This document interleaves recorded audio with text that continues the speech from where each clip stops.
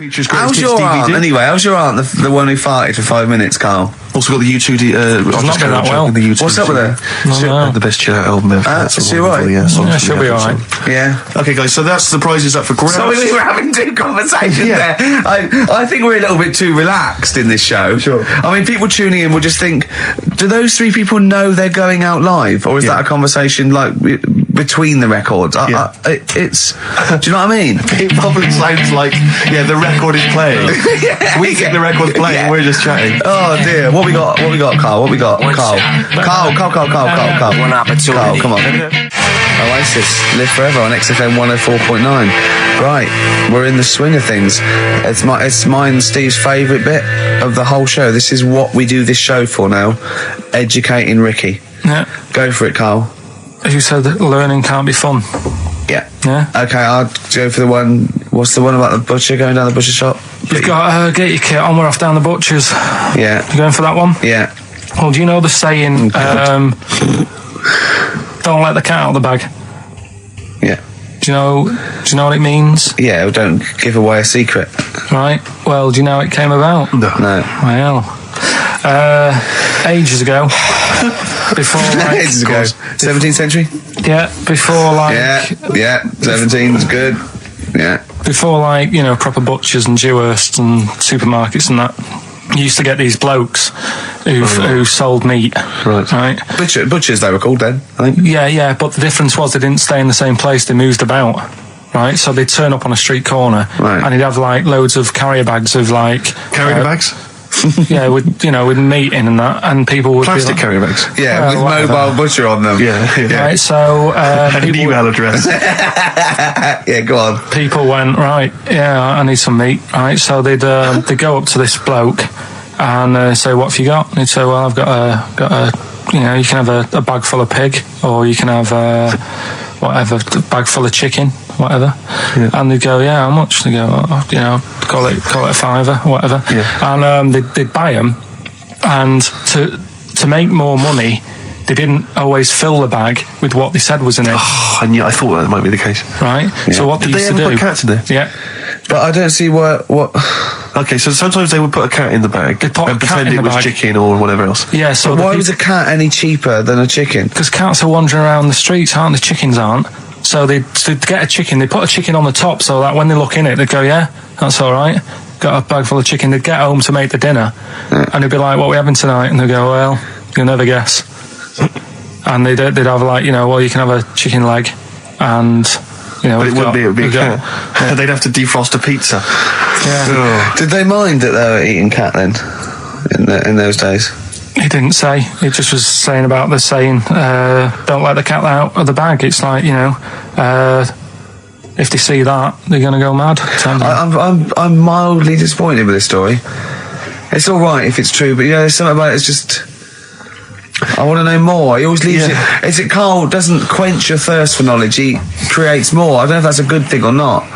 Well, yeah, he's like the pot noodle of information. Yeah, do you know? He never. I want to go. I'm not nourished by it. It's like if for every fact he tells me, there's 10 others that spring up that I have to get clear. Well, so it was the people that were doing this. It was the dodgy butchers that coined this phrase. Were they saying to each other, don't let the cat out the bag? I.e., what I mean by that, Jack, is don't let them see the cat. Yeah. What we've stuffed in there. Yeah. Dodgy butcher, there's another phrase, isn't it? So that's the first one. Is that a euphemism, or is it dodgy butcher? As his meat delivered around the back. Sure. So that's that one. So let's get your kit on. What does that mean? It's a euphemism for homosexuality. Okay. And meat, presumably, in that means different things. It doesn't. It's a word that is also a male bird. Would it mean chicken or cat necessarily in that context? Or well, I suppose it could. Yeah. Carl's look at him. Carl looks at you like a cat. Yeah. Whenever we leave him behind, if we don't talk like straight at him and let him see our lips moving, and it's monosyllabic and very. Look, he's lost in that conversation there. He just drifted off, didn't you, Carl? No, I just was also thinking on animals and that. Something else I was going to use. Go on. Was this isn't a radio show, is it? I just suddenly caught myself. This is nothing. I told you that before. It's been bad today. No, but I mean, it's the way, this casual way that it's like we almost have no regard for our listener, and I'm not proud of that. I just don't know what to do about it. Do you know what I mean? I don't know how to do this properly. I mean, we're just chatting here. I mean, it's only Anderson who's seen through us, and that surprises me that more people haven't. I mean, what are the figures like? Do people listen to this show? I'll find out for you. You keep saying that. But, there's this parrot, and apparently it lives Rick, it's unique, if nothing else. I mean, when you wake up with Woken tomorrow, you're not even going to hear him start a line with there was this parrot. Go on, there was this parrot, go on. And it can talk and that. Someone's obviously, taught it out how to speak and that. And it flew away. And it's living in this church. Right?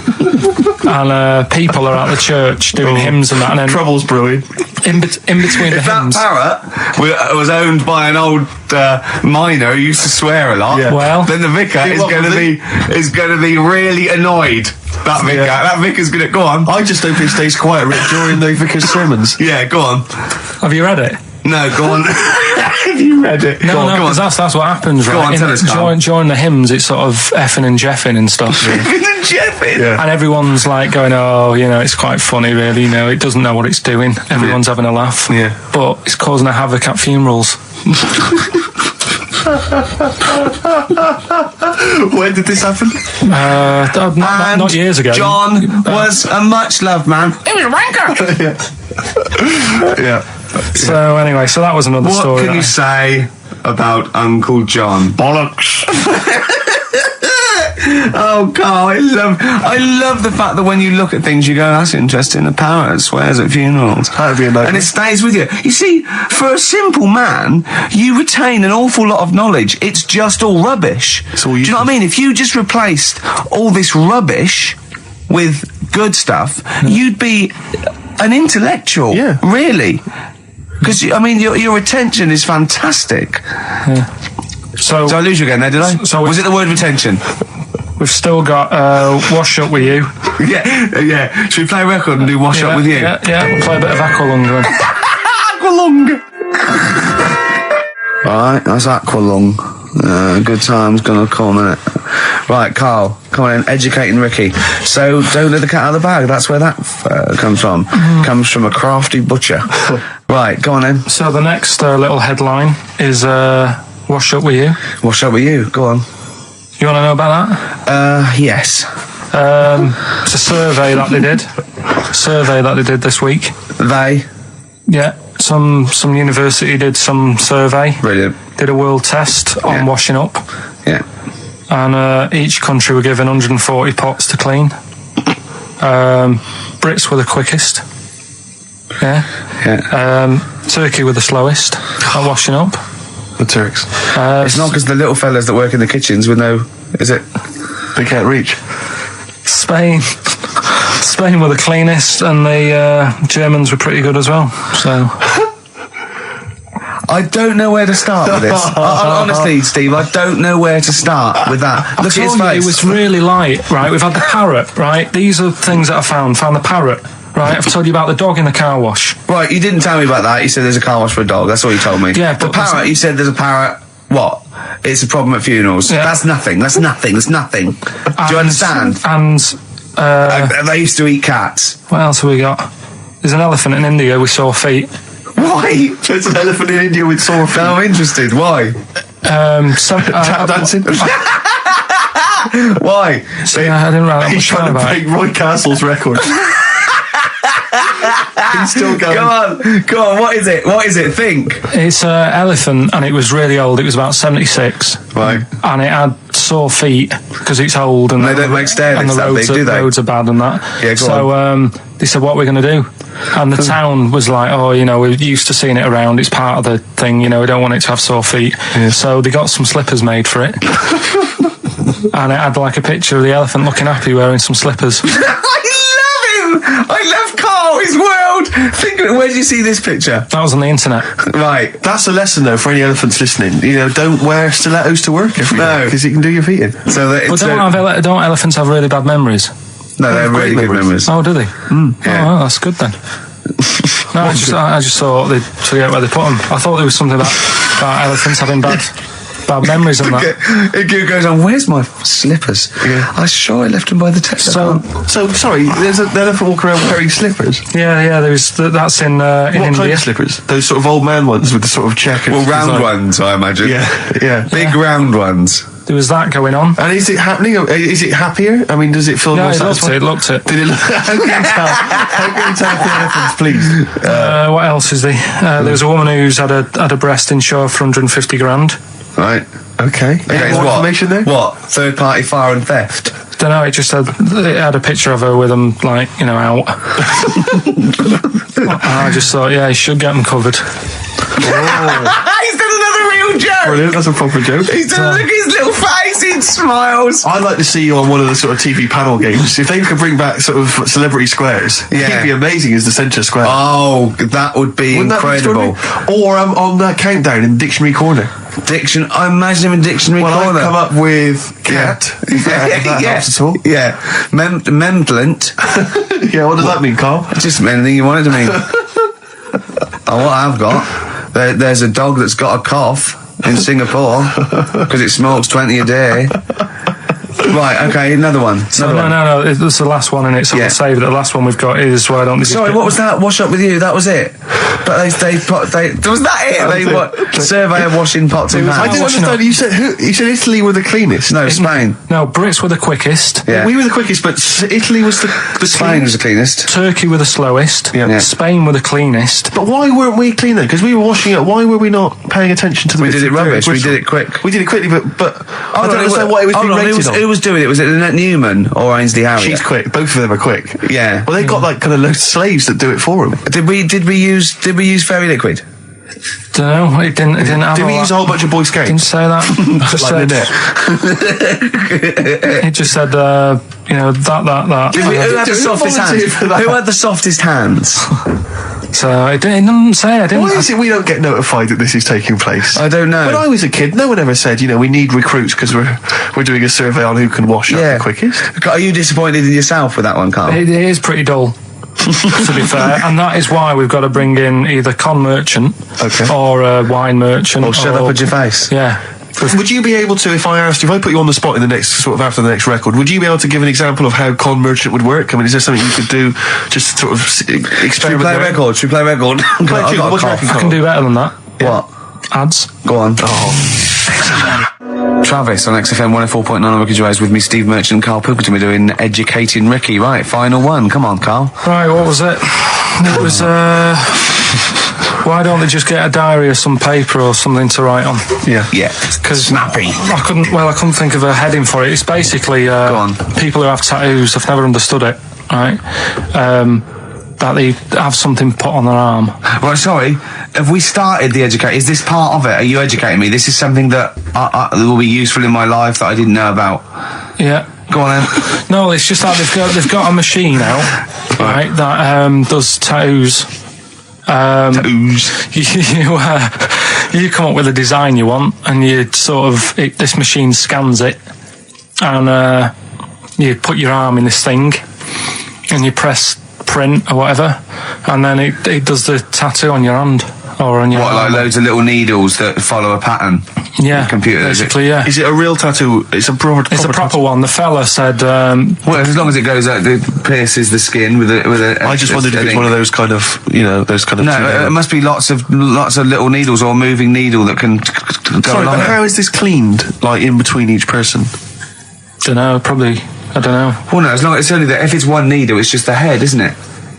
If it's one needle that moves, does it like loads of little... What are we gaining from a machine doing it? Just because, you know, they're going to sort of mess it up. But hold on, how do you keep your arm still? Because your skin moves slightly. So the machine it's sort won't... of strapped to your arm. Right, And so the it's fella, spread- the fella said that the tricky thing was in all this it was the fact that nobody would let him test it out on anyone else, so he had to do it himself. But did it work? Because the thing is with a tattoo artist, they can see when your skin's moved and they can see what they've done and they keep wiping it and looking, whereas a machine's just got to trust itself. So I think one needle could go wrong. If it was a lot of needles that it just came down, like 1,000 needles, that was an imprint.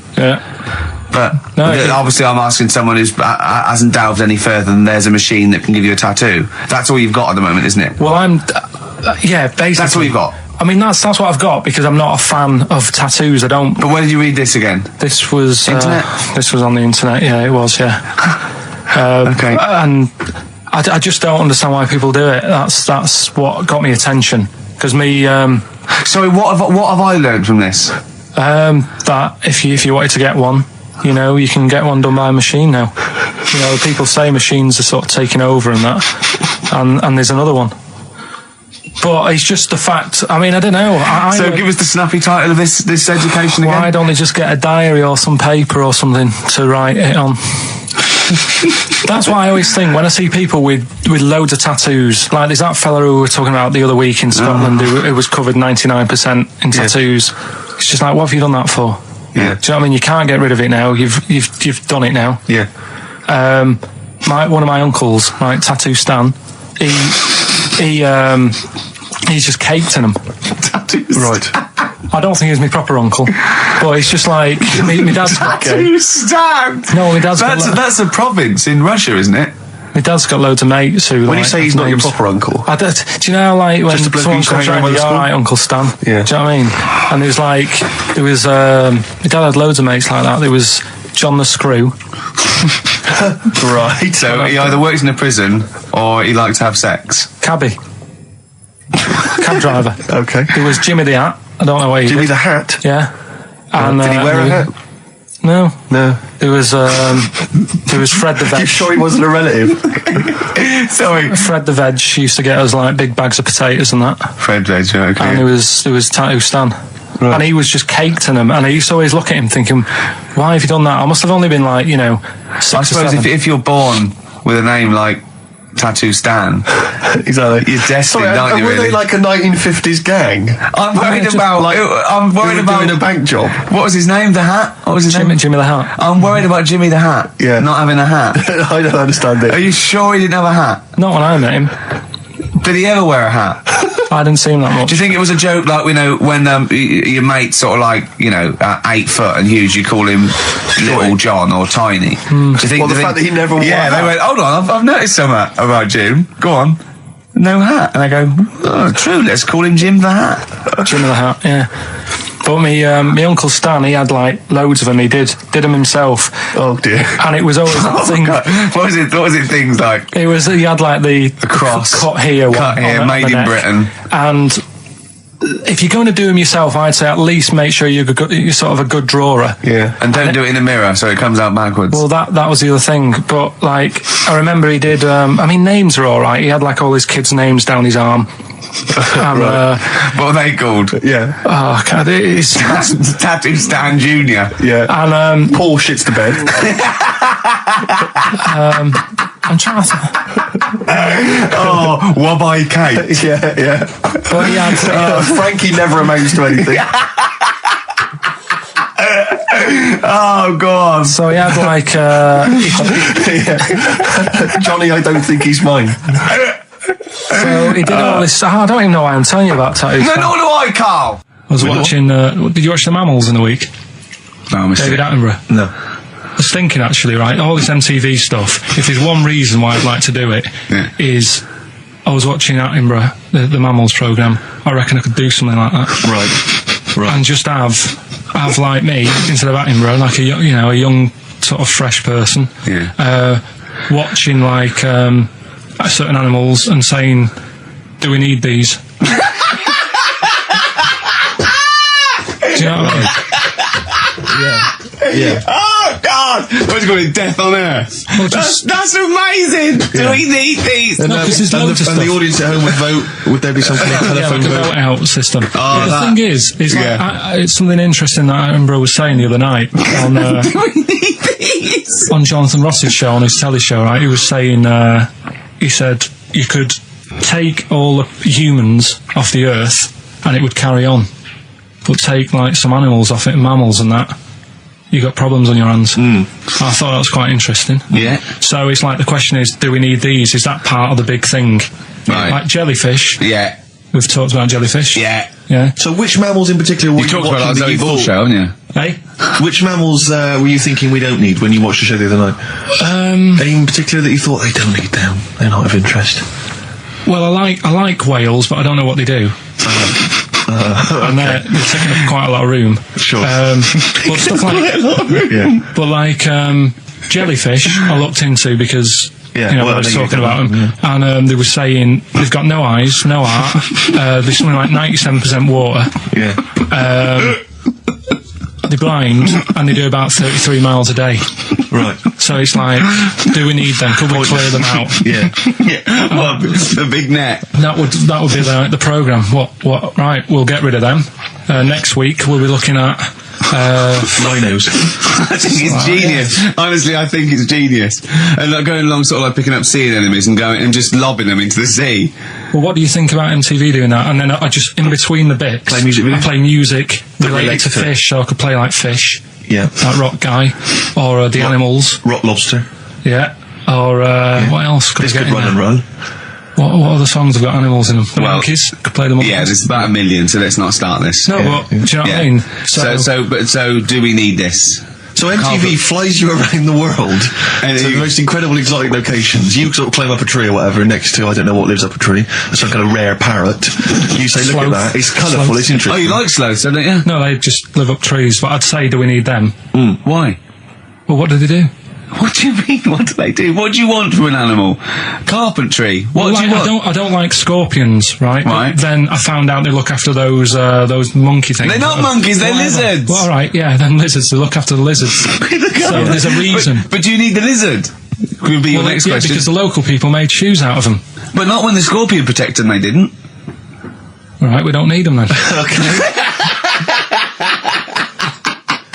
So, and so ultimately, would anyone decide? I mean, do the animals kind of get a chance to mount a case for their survival? I mean, is there maybe someone that comes into their corner and sort of defends them? I'd have like a David Attenborough type character who says, Right. well, they do this, and I'll go, yeah, but do we need that doing? Yeah. Okay. So what does an animal need to do in order for you to feel that it sort of gets a chance of life? I mean, like a pet, like an animal, like a dog maybe, or a cat, I mean, they give a certain affection to its owner. Is that a valid reason to survive?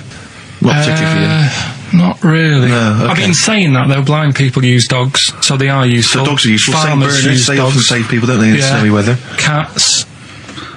I'd have to think about it. Okay. Keep the mice down. Yeah, but you got rent a kill. Okay. So what I'm saying is something that will affect the world. Right. I think you'll find everything does. Except Carl. I'm not sure what effect he's having on the world. I'll tell you what, though, Steve. Right? Did you watch the mammals? I didn't see the mammals. They had bison on it. Right. The weirdest looking things you've ever seen. Yeah. They've really Again, you're on dangerous ground here, Carl. They've really got it's like, decide what you want to look like. It's just a mismatch of stuff. It's got a really big airy head. Yeah. And like you. Sort of bald at the back. Right. Sort of It sounds like thinner. someone you went to school with. Was there two of them? Oh, brilliant. From the album Original Pirate Material, it's obviously The Streets, and an album track from that, It's Too Late. Fantastic, isn't it? Yeah. I know everyone's raving about it being, one of the albums of the year, but it is, I think. It's great. That's brilliant. I love the backing as well. It's just so good. The lyrics, the things that go. They're my favourite band of the year. Next week, then, we'll do all our favourite songs of the year, shall we? No, I think it's got to be 2 weeks' time, hasn't Oh, it? 2 weeks, is it? Yeah, We'll do I'm the away Christmas. next week as well. What do you mean you're away next week? What are you doing? Zoe Ball show? I'm going up north again. Why? So Claire's going to be here with you. Okay. Yeah, at least What are you doing up north? She does her job. Just Suzanne's dad's birthday. So I bet he's a party animal. I've read that they really kick off, don't they? Is it? Yeah. When, so you gonna be raving? can't concentrate now. Oh, well, he's all stressed because the lady from MTV is here. She's going to film his little face. So the things he said in the week, he was so worried. He's got worried about the spot on his head. That won't come out. Just you got your best side. It's on that side. That's all right. Oh, yeah, the camera's out. Look, he's getting nervous now. Okay, Carl, ignore the camera okay? Just ignore the camera, okay? Now, me and Steve have done our research for you, and we've got two amazing things to tell you. What should I tell them first, about the baby or the... Well, they're both equally fascinating, so you choose. I'll tell you the crab thing first, right? Steve actually saw this thing in The Guardian in the week about our research thing, and then we looked it up, we looked into it on Friday, and it is incredible. Right, listen to this. There's a thing in a bay in New England, right, where it's like the biggest, they make silicon chips and stuff for computers, right? And because of the data protection thing, after they've done them, because they have to destroy the plates, right, well, the information's sort of put onto them, but there's still flakes of silicon. They sort of grind it down straight away, and some of the flakes got into the bay, okay, but some of the information is still on even the slight granules of silicon.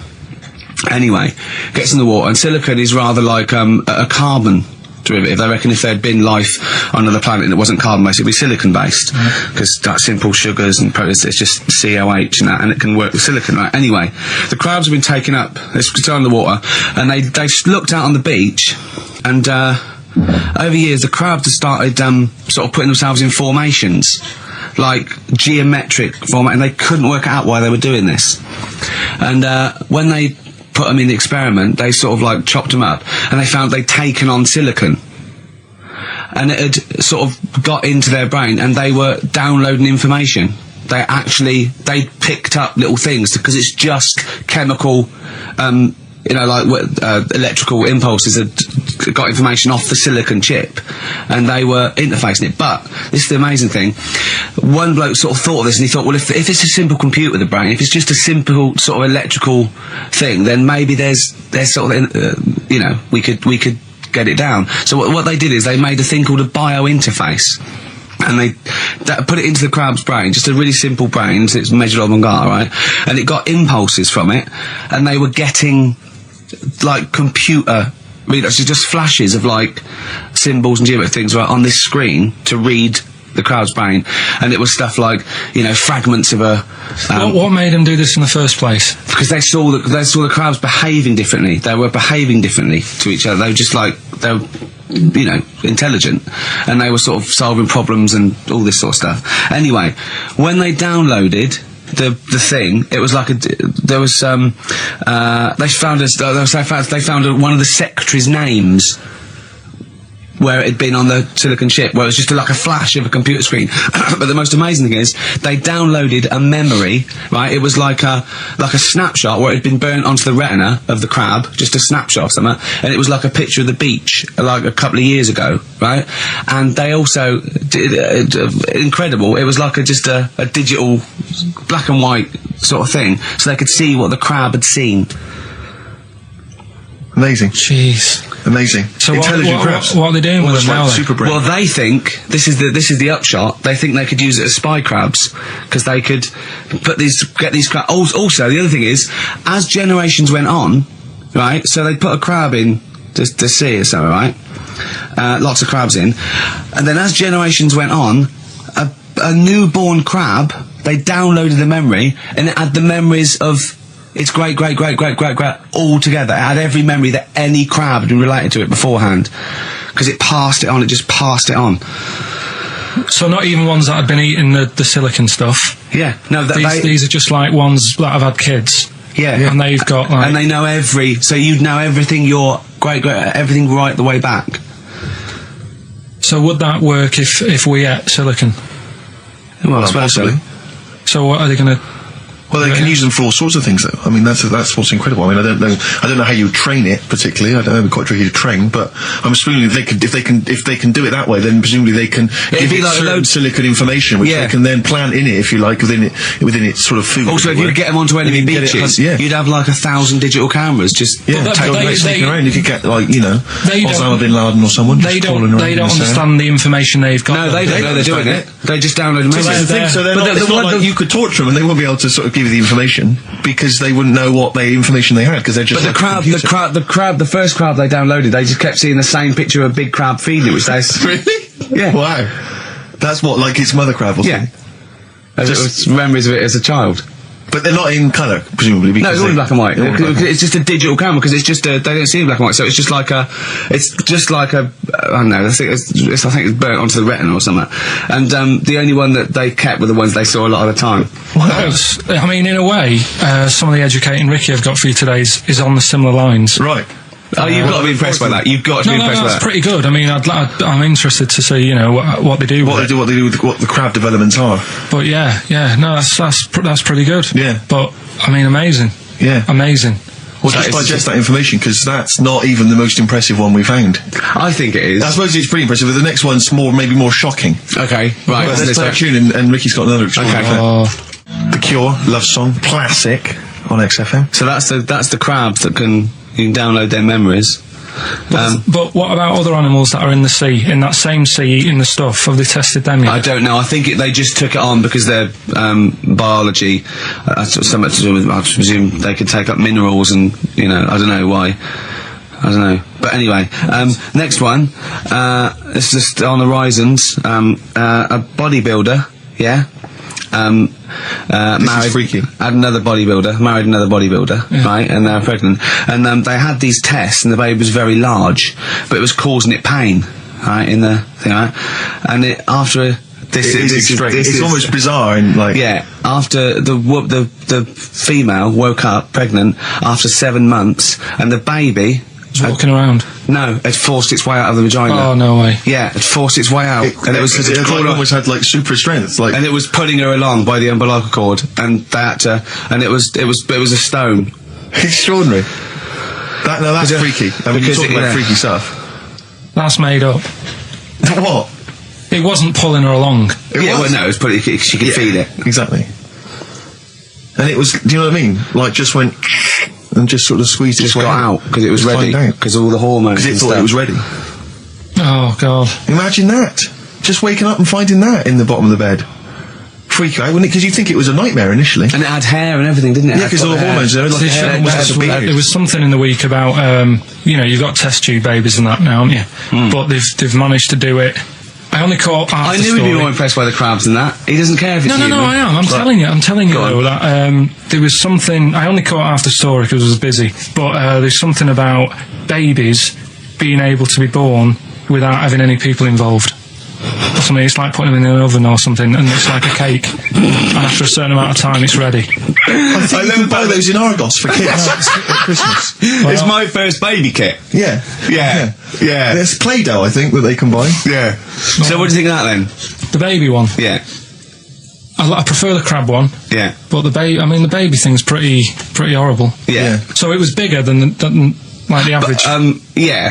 Both made up. We've made those up. Yeah, they're both rubbish. They are both rubbish. Despite the fact they're both rubbish. Yeah. They're interesting. We made those up. Both those stupid stories up. Yeah. Imagine downloading a crab's memories and seeing its mum feeding it as a child. Both are rubbish. I had trouble. Yeah. I know I was going to have trouble with pushed its way out of the vagina. Yeah. I practiced that about 30 times yesterday with Stephen. I was going, I'm not going to be able to do it, mate. Yeah. I'm not going to be able to say that. Yeah. Are you disappointed? A little bit. I mean, the baby one's a bit sort of out there. Yeah. I wasn't really having that one. No. But the crab one, See, now, what's interesting, I think, is a useful experiment, Carl.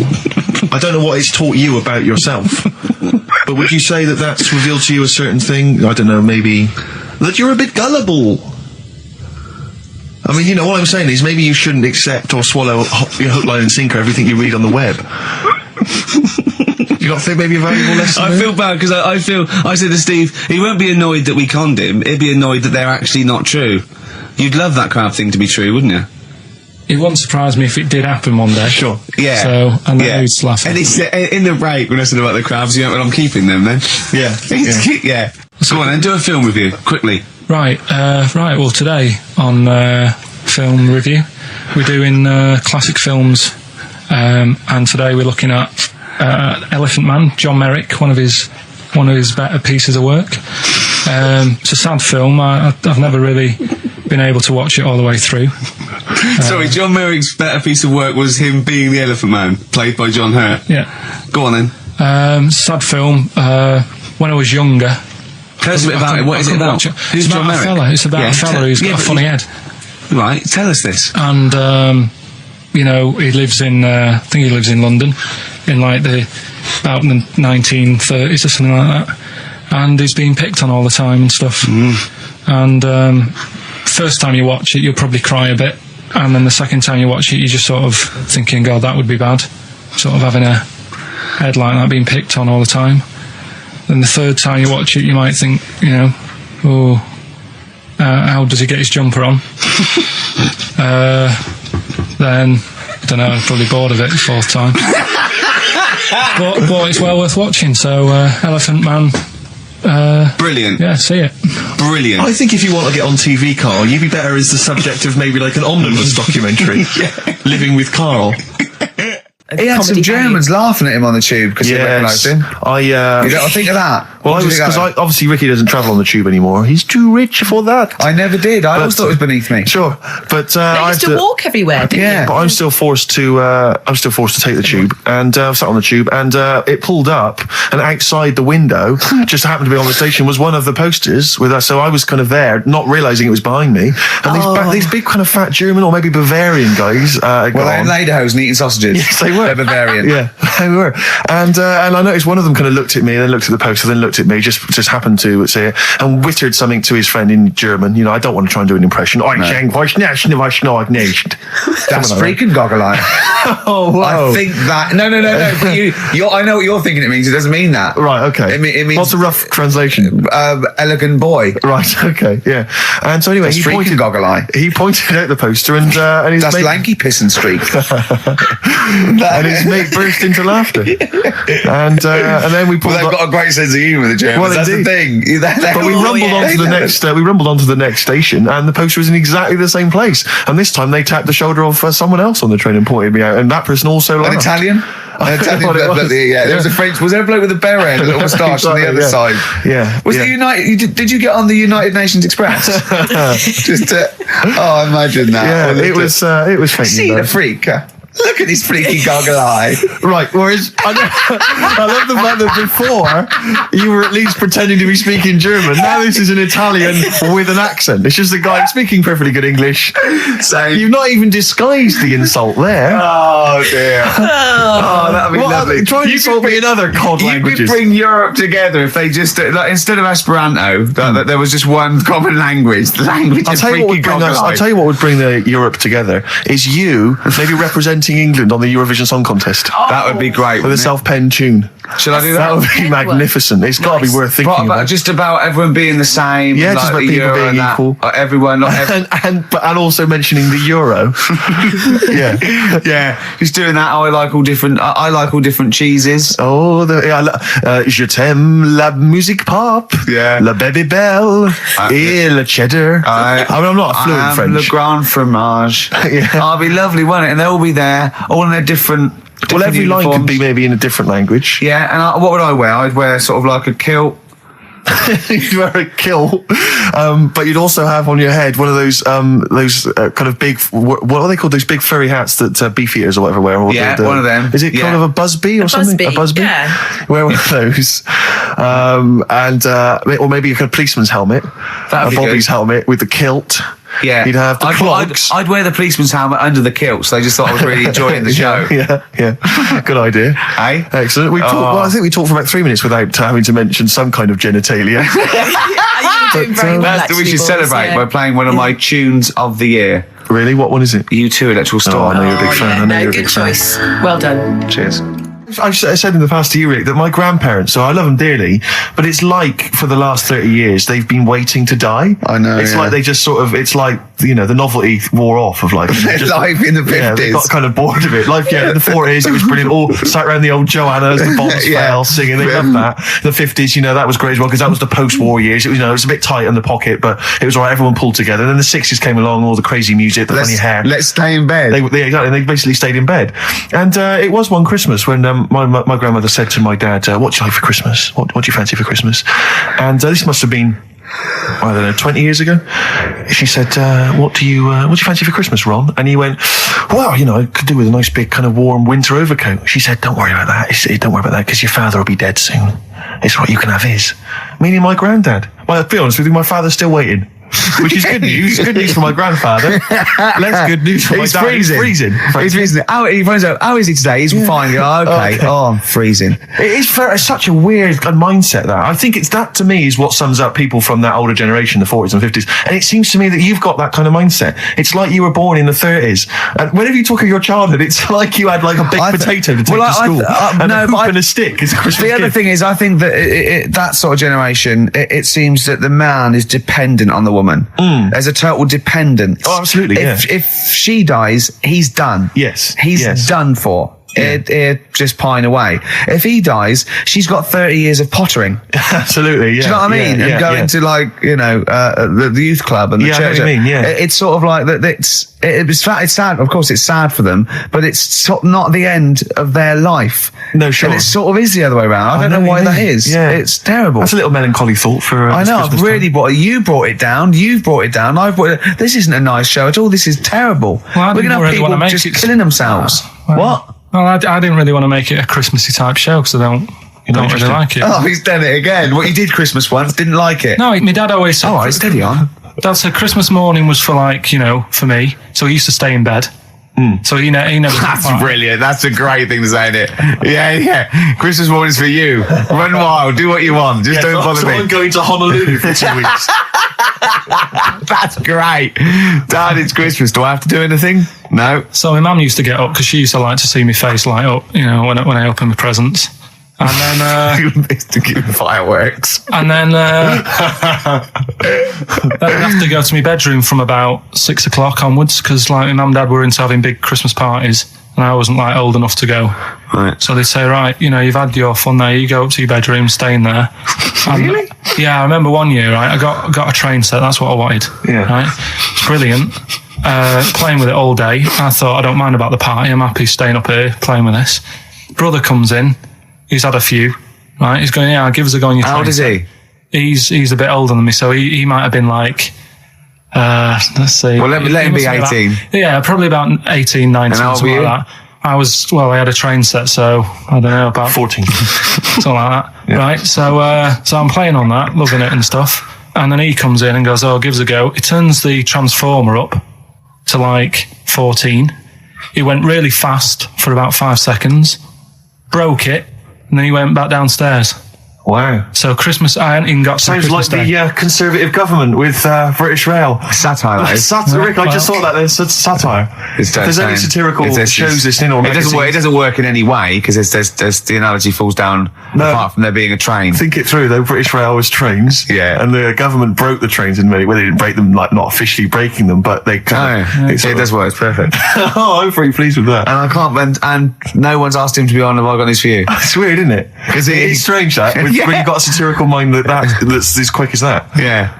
Right. And he's broke your little train set. So what did you do? I just watched telly and had some sausages. I bet you were happy with that though, weren't you? Oh, it's a bit annoying though, isn't it, when your main present of the year has been broke. And did it ever get it fixed? No, that was it.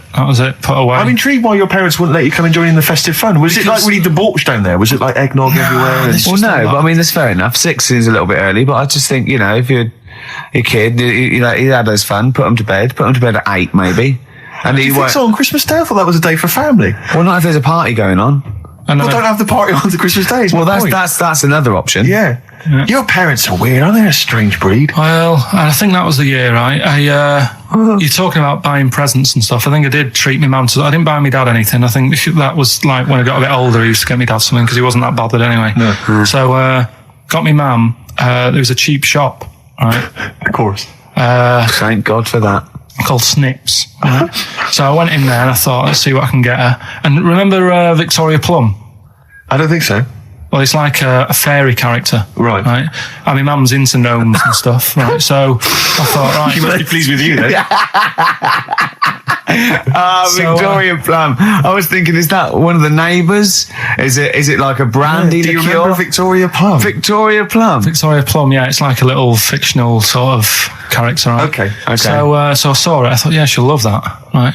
So I did my paper round, saved up for 2 weeks, right? Aww. Got that sorted. Went to Snips, bought the Victoria Plum. Next day, I'm in town with her, right? So I think, I know what I'll do. I said, come in here a minute, right? So we go in and we're looking around and I tested her, right? I went, look at that there. That's all right, isn't it? And she goes, oh, it's bloody awful. Oh, Carl. Oh, Carl. Oh, God. So then Christmas Day comes. I said, don't bother opening it. She said, no, why? I said, Oh, no. Why did you still give it to her? So, well, it's too late. I'd already bought it. Oh, Carl. So she opened it, and I was like, and she said, oh, that's nice. I said, why are you saying that? I said, the other day, she said, it's bloody awful. She said, oh, no, I thought you were pointing at something else. Oh, no. So that's why I don't get anyone anything anymore. Oh, God. Play record. Oh, God. Oh. Right, here's the last clues of the year. You had, there's a load of letters there asking for advice. Put them on Claire's desk. Go that on, was no idea. F. That was for foreigner. I don't know what you mean. Claire Rayner. She took advice. She gave people advice. So that's a foreigner. That is shit. Right. I'm sorry. That might be Christmas. That is absolute A garbage. lot of people got the right answer. I know. Well, that annoys me even more. Number The two. second one, ask your mum. Foreigner. Yeah. Foreigner. Second one, ask your mum if you should. That was S. That was Shalimar. Shalimar. Right? No, bizarrely, what was the clue there? Ask your mum if you should. No, we got a lot of people saying Smashing Pumpkins as the answer to that. I don't know who's saying that today, Mum. Smashing Pumpkins. Merry Christmas, Mum. Smashing Thanks very Pumpkins. much. Nice bollocks. Oh, that's great. That's great. Right. Smashing Pumpkins. Your dad bought them for me for Christmas. Yeah. And the last one, Lovely plums. What, my Victorias? Oh, God. right, we've got to wrap it up. Come on, then. A couple of people were arguing in the supermarket at the fruit and veg counter. That was B. That was banana drama. They were like having an argument. What do you mean banana drama? What, no, wait. What group is banana drama? What group is banana drama? So, You're a fool. You're a twat. Well, you say that, but you accuse Carl of that. You're also accusing lots of the listeners, including the winner, Nicola Rogers of London, and she wins those great prizes, and she got them bang on. So Banana drama. so can we finish there now? Yeah. Yeah, What do you mean? What do you mean? Can we finish there now? Just play the ads and go. What? no, what are you talking about? We're going to play Jerry Nicholas and Crimson all day. Play that then. Goodness me, Carl! Look at you. We haven't got time. Merry Christmas, Carl. Merry Yeah, Christmas, yeah, Carl. enjoy the show. Let's give him a little kiss. Oh, little kiss. Oh, no, I can't. With tongues, it's Christmas. No, don't. Stop messing about. Get up! Can I just ask Carl how he got on over Christmas? Because the last time I spoke to him, you hadn't bought a present for your girlfriend. I have to say, I was on tenterhooks all Christmas. Well, you changed it. After that show, I felt bad, even though I shouldn't have done, because... Because you hadn't bought your girlfriend a Christmas Yeah, but present. I said to you, I booked a table at a hotel in Covent Garden, had Christmas dinner there, which was nice, right? It's good food and everything.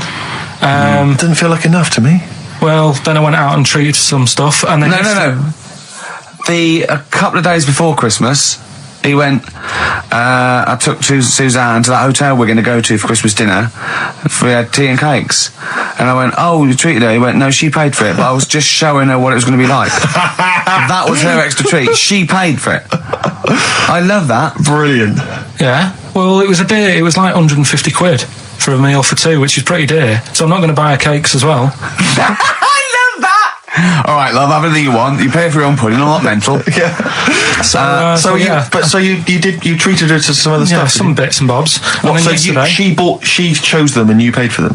what, the presents? Yeah. No, Or you chose them and she paid for them, but, you know, it's the thought that counts. I got them on the way home that Saturday. Well done. And what Past did you some buy? shops. Well, just some bits. It might be personal, Steve. Well, I don't care. Just some bits. Yeah, Just but bits and pieces. leave out the personal bits. What bits? Just little things. And then yesterday, right? A monkey wrench and a new washer for the shower. Yeah. Some recordable CDs that you need for your job. Oh, So, dear. no, when you gave those presents to her, did her face light up? Right. I don't want to tell you what they were, right? But she wasn't that impressed. You're going to tell us what they were now, Carl. what they are. You even know what they are, she told you, on Christmas Day. Hold on, wait a minute. But it doesn't matter what they are. It does matter what No, they it are. doesn't. It doesn't does, Carl. It's you, mate. Of No, course it doesn't matter. Oh, God! Have you just remembered? Yeah! Right, but there's no need. I've got to tell him, Carl. I really want your permission because I don't want to be I know it's not, but we know it's not that embarrassing. It's really quite sweet. Yeah, but in a way, right, the way I look at it is, right, Christmas even when I was a little kid, right, it's not... Please let me tell him, Carl. Well, let me just tell you first, though. Let me tell you why I didn't go all out on the old present front. All right. Justify yourself. Right? First of all, I've covered it up since then anyway, right, with that present, because I bought her some shoes yesterday, and she did say, I'll give you the money for them, but when I get home, I said, it's all right. I said, you can have them, right? So not only did I buy her some food on Christmas Day, I got her shoes. She's probably had a And they feel like a horse. Yeah. It's not like, yeah, there you go, there's your shoes, there's your food, right, bed down, see you later. Yeah, but what I'm saying is she's done... fed and clothed. Yeah, did you comb her hair? She's done well this year, right? So... The thing She's done well this year. It's like you're a single parent living on a council estate with a smack problem, and you still managed to buy them some Lego. When I was a kid, it wasn't about what you got. I remember one year when I was about 8. Right? Oh, it's going to make me cry, isn't it, this? No, it's not. I'm just saying the way it is, right? I woke up at about 4 in the morning. And I was like, oh, what have I got? And I couldn't sleep. I was that on edge. It's the excitement of Christmas, isn't it? It's like, oh, what's wrapped up? I need to know. Sure. Yeah. And it's the fact that people are saying, no, you won't know until tomorrow. Yes, sure. That annoys you and winds you up. Okay. So I got up at 4 in the morning, opened my presents, and then went, right, I know now. Went back to bed, had a great sleep. Yes. Right? So it's nothing to do with the excitement of what you get. It's the excitement of not knowing what you've got. And then what happened when you got up to go down with the presents? What you're saying to me is that you could wrap up a brick because the thrill of Christmas is in hoping and being excited about what it is, not the actual gift itself. Yeah. Is that what you did? Did you get a brick? No, let me tell you now what he got. He got her a present, right? And she said, she came. I said, yeah, he got me. It was an industrial-sized packet of condoms. It was a joke gift. No, it wasn't a joke gift. It wasn't even a joke. I went home that Saturday after here, past Boots, thought, might have something in here. They were on, like, some value. Right, you passed the makeup. Were they used? Right, but anyway. The makeup, you passed all the other... Past the makeup, stuff. past the lovely vanity cases. Yeah, the foot spas. Exactly. Yeah. Oh, hold on. How much are these, love, for 100? Yeah. $4.99. Yeah. Do I get them reduced if I buy in bulk? So how many did you buy? What was it? I don't know, probably about 100. Right, okay. And is she allowed to use those with anyone? Did you wrap them? Can she just go out and have a wild Well, you don't need to, they're already wrapped, aren't they? Oh. And then what did she say when she opened them? No, wait, Carl, what did she say? Right, play a record and we'll come back to this. You're worse than my father, that's genius. Made famous, of course, by Jimi Hendrix. Yeah. That's All Along the Watchtower, as originally done by Mr. Bob Dylan. On XFM 104.9. So, Carl, just take us through the moment where you gave this gift. Firstly, so you went into Boots, right? You thought, all right, 100 condoms, brilliant. Okay, did you wrap it up? I don't know if it was 100, probably 80. Right, okay, yeah. Right. You don't want to go mad, do you? Wrap them up. I'm just resting easy knowing that he's not trying to breed. Right? No. Yeah. So I got her them. I got her Grease on DVD because she's always watching that. Yeah. Right? Yeah. So I just think of when her mum said, what did Carl get you? Some condoms and grease. I was going to say, I'm glad he said on DVD. And she was surprised anyway, right? Because I bet she was. no, when she got she was thinking like jewellery. no, right? That showed her. That surprised you, hasn't it? All right. So hang on, wait a minute. You thought it was a holiday, didn't you? Yeah. Look at your face. You don't know me at all. So hang on. So did you give these on Christmas Day? Right. What happened is she got in from work that Saturday, right? And I said, look under the tree. Knackered. Right? At least it's Christmas. Yeah. At least I'm going to get a little bit. I said, look, you got some stuff under the tree, right? So did you give her a sugar lump? Right, she was really chuffed with that. But she said she was a bit puzzled because I didn't know we had any wrapping paper, right? So I ended up using wallpaper. You didn't take it off the wall though. You had No, it was some left over, right? So she said, why have you used wallpaper? I said, well, I didn't have any paper and you were getting in a bit and I wanted you to have a surprise. So she said, can I have a feel of them? I said, no. Presents. She thought, right, I've got the right thing. Yeah. Right. And then Christmas Day, I said, no, don't get carried away. It's nothing really good. You know, we said we weren't going to buy each other much. So there you go, open them. Yeah, go on. And Can I just ask, had you received your present from her yet? yeah. So what had you received? What did he have? Had some shoes, Nice. right? Getaway game for PlayStation. Nice. Which is all right. I'm just tightening up Just the value of the value this. of those, Go on, yeah. And just also think about how much fun and pleasure you get from them. Yeah. Although, of course, condoms, I can see the Well, you see know. the appeal. Well, okay. So Yeah, I think but I can... also add to that bit 150 quid for a meal. If you're going to start Minus. totting up, 150 quid for a meal. I bought her some shoes, 72 quid. Yeah, that was after the event, though. Doesn't matter. All right, so you'd received these, dare I say it, thoughtful and nice gifts. You handed over the box of condoms. They were wrapped up. She Well, unwrapped them. yeah. Go on, take us through it. Walk us through it. Well, it's not something you play with on Christmas morning. Oh, God. Oh, right. But when she opened What did them, she say? What did she say? Well, I wrapped them twice as well, so she thought it was something really good. Extra Like, oh. protection. Right. And So she thought it was something really good. and then So the disappointment would be doubled. Yeah, go on, yeah. then she just opened it and went, oh yeah, so what's on the telly? And that was God, that. ungrateful. That was What an ungrateful woman that is. that. Well, she got stuff. Fancy not wanting I told her. a box of economy condoms from Boots. I said to her about the thing about, you know, it's all about the surprise and that, innit? Yeah. You explained that to her? Yeah. What, after she'd unwrapped it? Yeah. Thoughtful. And she was all right about it. Yeah. She understood. Rick, you know I suggested to him that he buy his girlfriend a gift. I'm worried I've done more damage to the relationship by suggesting that than if he had just forgotten. Next time you've got to go shopping for her yourself, Steve. I think I might do. You've better go shopping for her yourself. I'm glad it's all over though. It's mental. Yeah. It annoys me. The whole thing annoys me, and she knows that as well. Yeah. She should know. What? She still insists on having Christmas once a year. Well, Wow. I'm you know. no, but well, anyway, what did you get? I can't think what you bring to the relationship, Carl. I don't know what it is she's getting from you in this relationship. It's like she's I doing think all we the know. work. Well, yeah. 80 times. Oh God, God! I love it. You're brilliant. I know what she's getting. He's the. What though? He's not thoughtful. No, but he's thoughtful. He's the best he can do with the brain he's got. Do you know what I mean? Right. He's doing his best. He's absolutely doing his best. There's no. He's working at the limits of his powers. Do you know what I mean? Though he's done as well as he can with what he was given. Sure. Yeah, I and that's admirable. Yeah. It's like I think he's done better than you'd expect. I bet his teachers didn't even think he'd get this far. Do you know what I mean? What? Find a girl. No, well, yeah, a job, a girl. Yeah. Do you know what I mean? Clothing himself. He's done really well. What do you think, Carl? You think you've done well? I think I've done all right compared to some of my mates. What are they doing now? Probably not that much. Do you know what I mean? Mrs. Matthews said I wouldn't be an high flyer. I think I'm doing all right. Yeah. Do you know what I mean? I have a holiday every year. Got somewhere to live and that. Yeah. Got a new flat, haven't you? Yeah, so So where are they then? The condoms? Are they? Did she show them to her family and friends? No, Take no. them into work. Look what I'm Carl's got. surprised she told Ricky, actually. I was a bit disappointed in that. Yeah. Because I didn't go shouting around. Well, she was so what I got. excited, Carl. Clearly, she was just so pleased and proud. All right. Play a record. We come back to it. No, that's it now.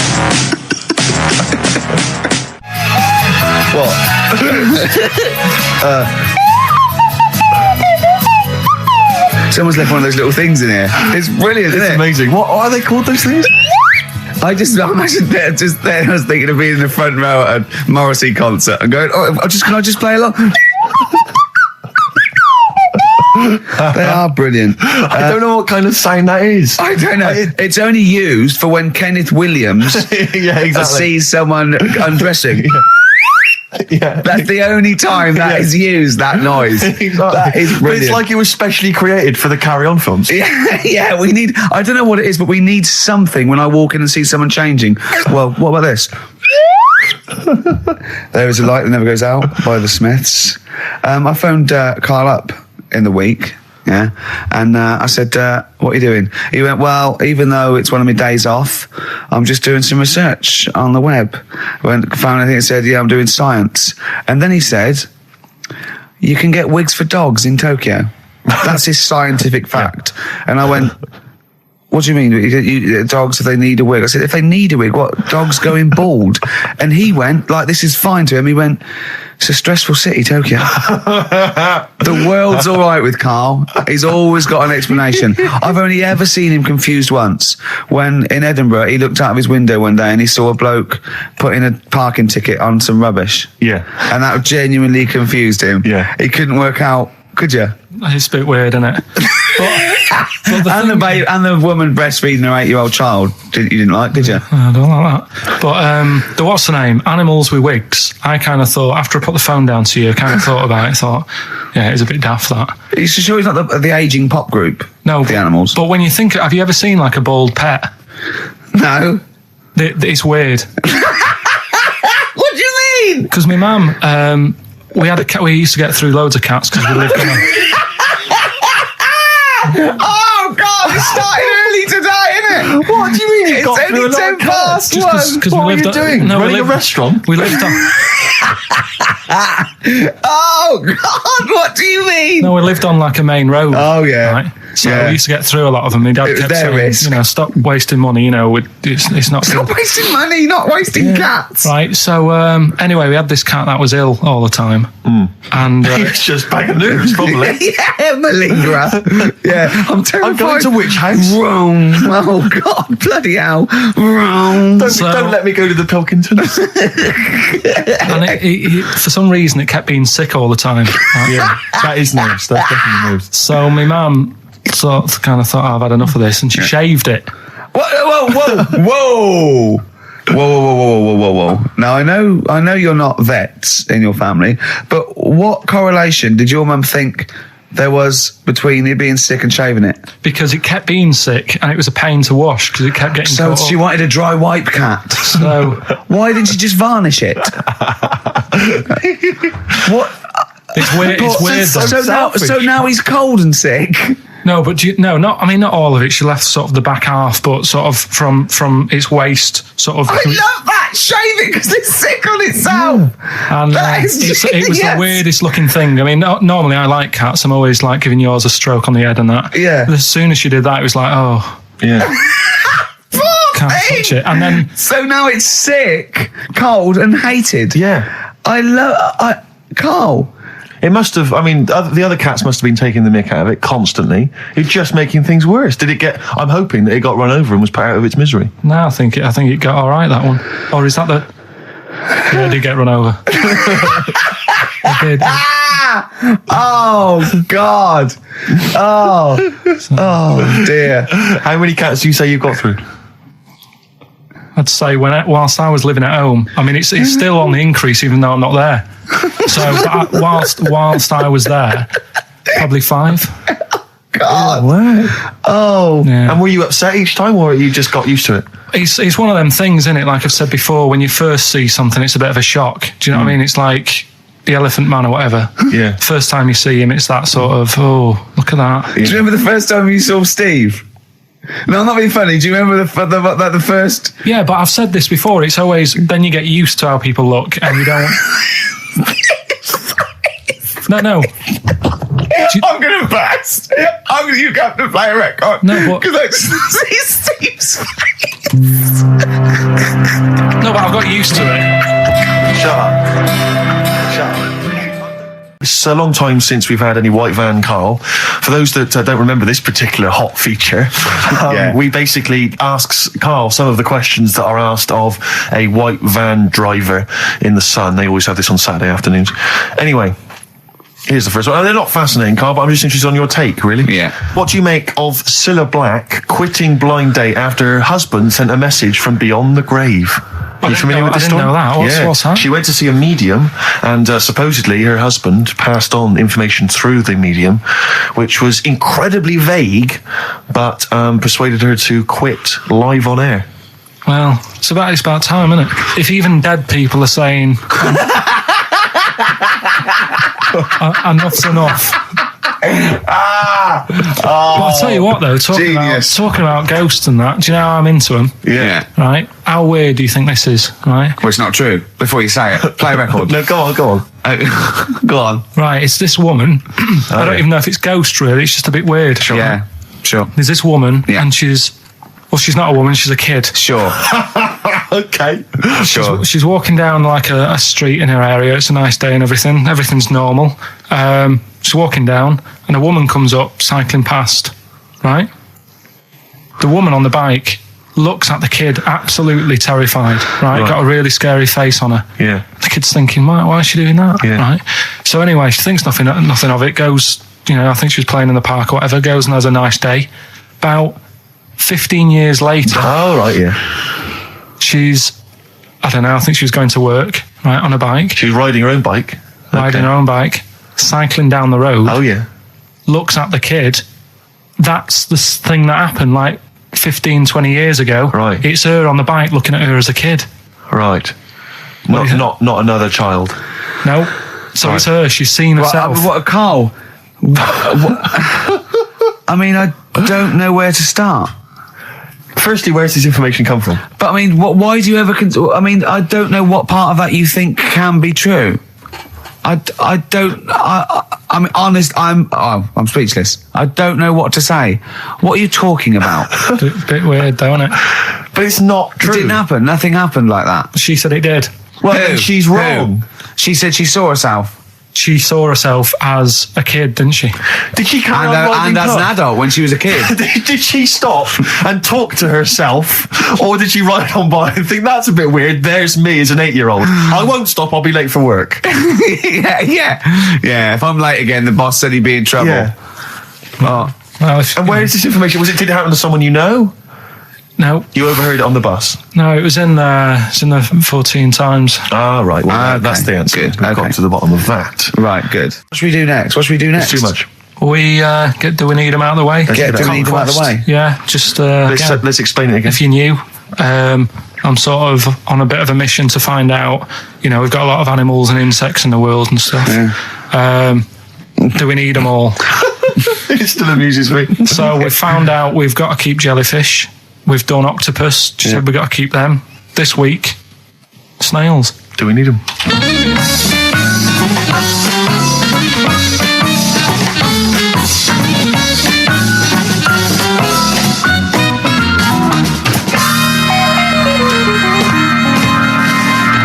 Just doing some research, right? I'm sort of working my way through different creatures and insects and stuff that's on the planet. Yeah. Right? And finding out if we need them or not. Right? Yeah. Do you know much about snails? Well, sea snails. Well, yeah. Snails in general. Don't know much about snails, land snails. I know a bit about sea snails, like whelks, top shells, that sort of thing. Would you say they're important? What sort of sense do you mean by important? Say if we had to sort of get rid of some animals and insects and that because we're running out of room. Right. Do you know what I mean? Because I'll tell you what I know about some snails. I don't know if this applies to sea snails as well. I mean, I called you today because a lot of other places are shut. Yeah. Right? So I know they like to eat stamps, apparently. The glue on stamps. They love it. Right? Right. Apparently a lot of letters and stuff aren't getting to where they're meant to be getting because snails are crawling into letterboxes and eating the stamps. That obviously doesn't apply to the sea ones, but that's a problem they're causing. All right. Were you aware of that? No. I didn't know that. But you're glad you answered the phone today? Right. They love beer. Beer, yeah. Who doesn't? And also, I don't know if this is right, but I heard that they sleep for 13 years, or can do. Right. I wouldn't know if they can sleep for 13 years or not, but I mean, sea snails are pretty important. Yeah, they do quite a good job in the sea. They graze on algae and they provide food for other animals. I mean, you can say that about any fish. Any animal. Why do they exist? Would you be upset if someone said we're getting rid of them? Oh yeah. You would be. They're an animal, I wouldn't. Forget being like favouritism and all that I get for them, right? There'll be other things knocking around you can sort of spend your time looking after. You'll still have a job. Don't be worrying about that. Because I'm not going to get rid of all the fish. Jellyfish need looking after, so you're safe. Yeah. But do we need them? Come on, there's loads of people saying, come on, we've got to move on through the animals, and you're holding them up saying, well, I want to keep them. Well, who's saying we need to... That just sounds a bit crazy to me. Just imagine. Do you know what I mean? And they would come to you because you work in an aquarium, so they'd be asking for your advice. Right. and you're slowing it down. Well, they asked for my advice, and I'm giving it to them. So that's what I think, anyway. Yeah, but snails, I mean, like I say, they drink beer and that, What do they do apart from some food for a whelk? They were around. Their descendants around a lot longer than we have been. Yeah, they've been around a long time, but what have they done?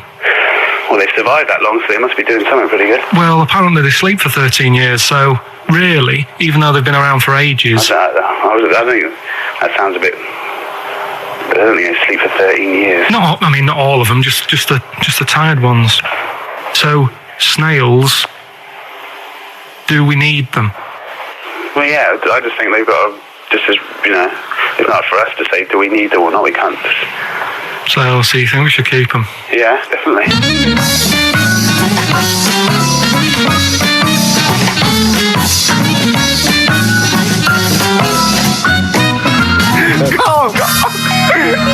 Carl, I'm proud of you.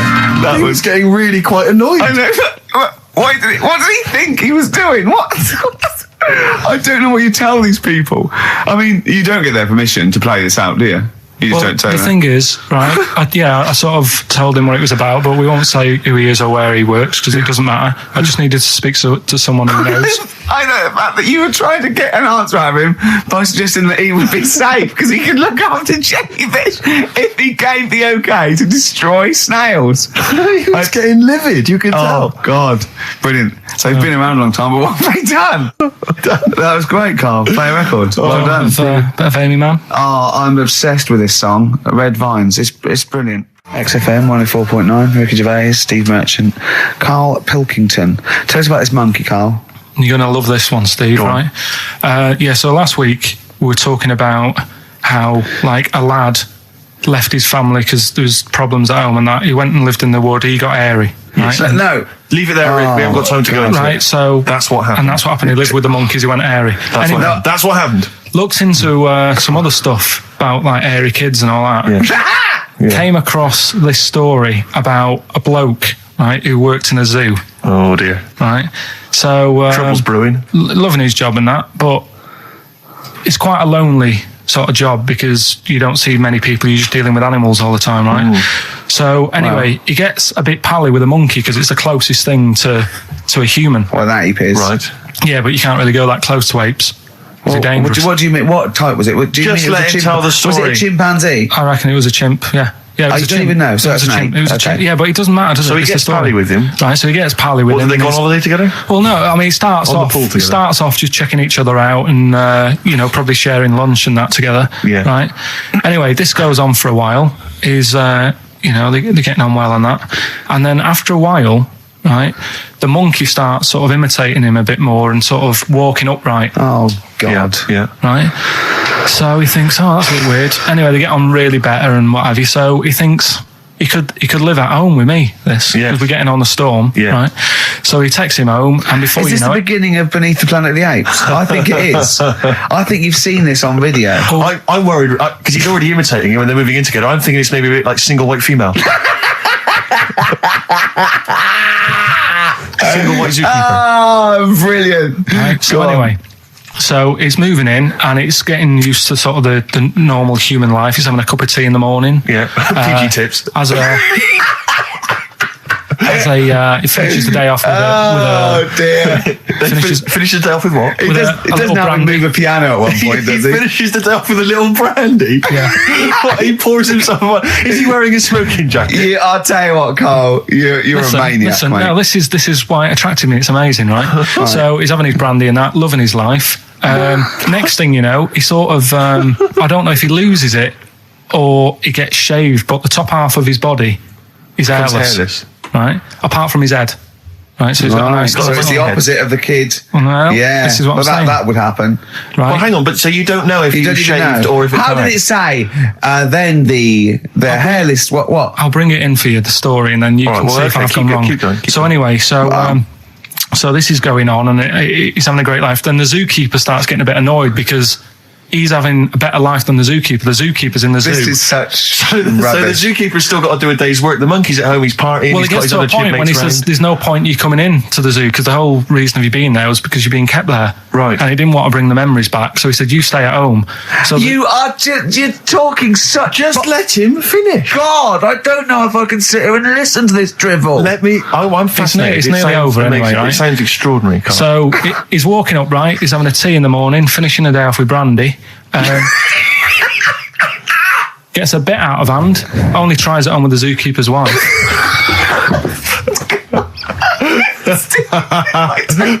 Make him go away, Steve. How does he do that?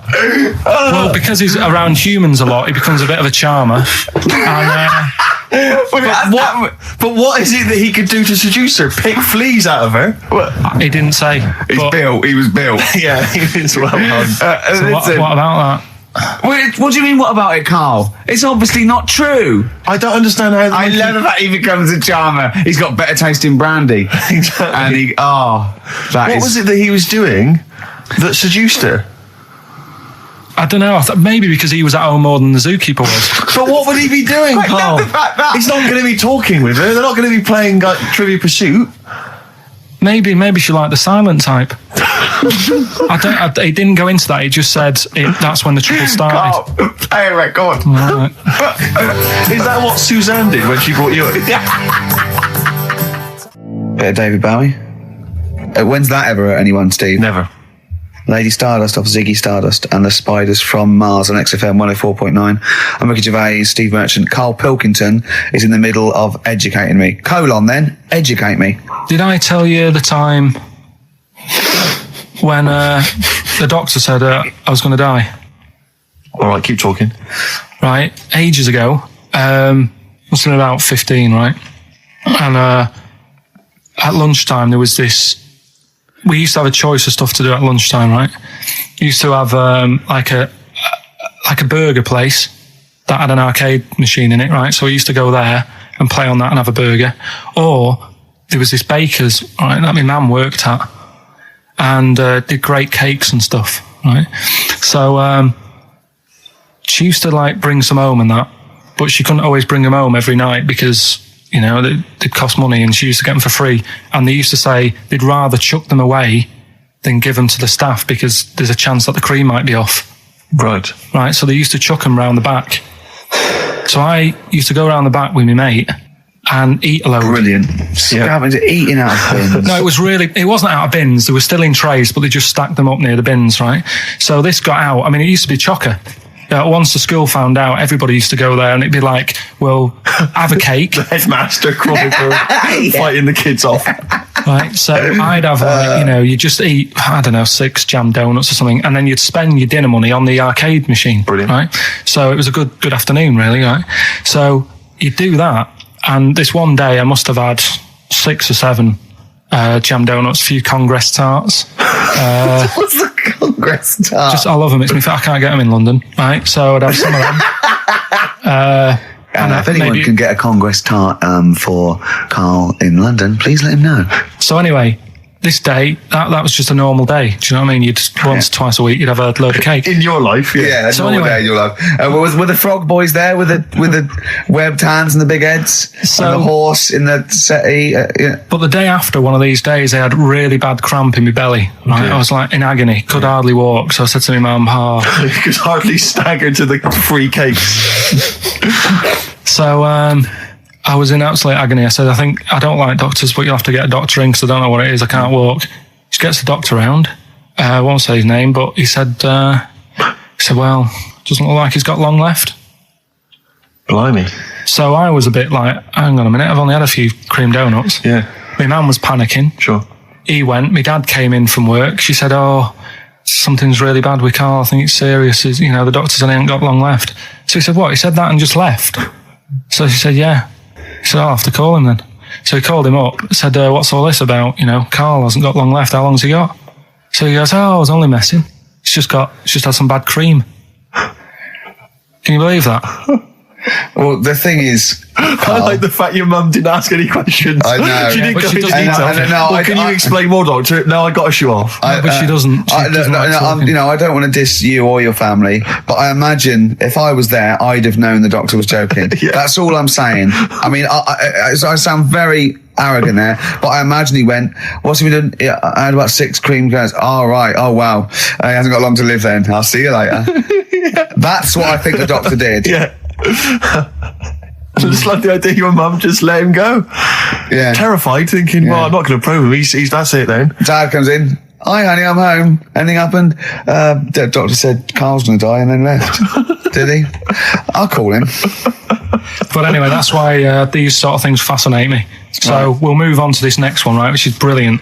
Go on Dead then. short story. So, right, old woman, about 70 years old. She's normally fit and healthy and stuff. Nothing wrong with her. She's having a good life.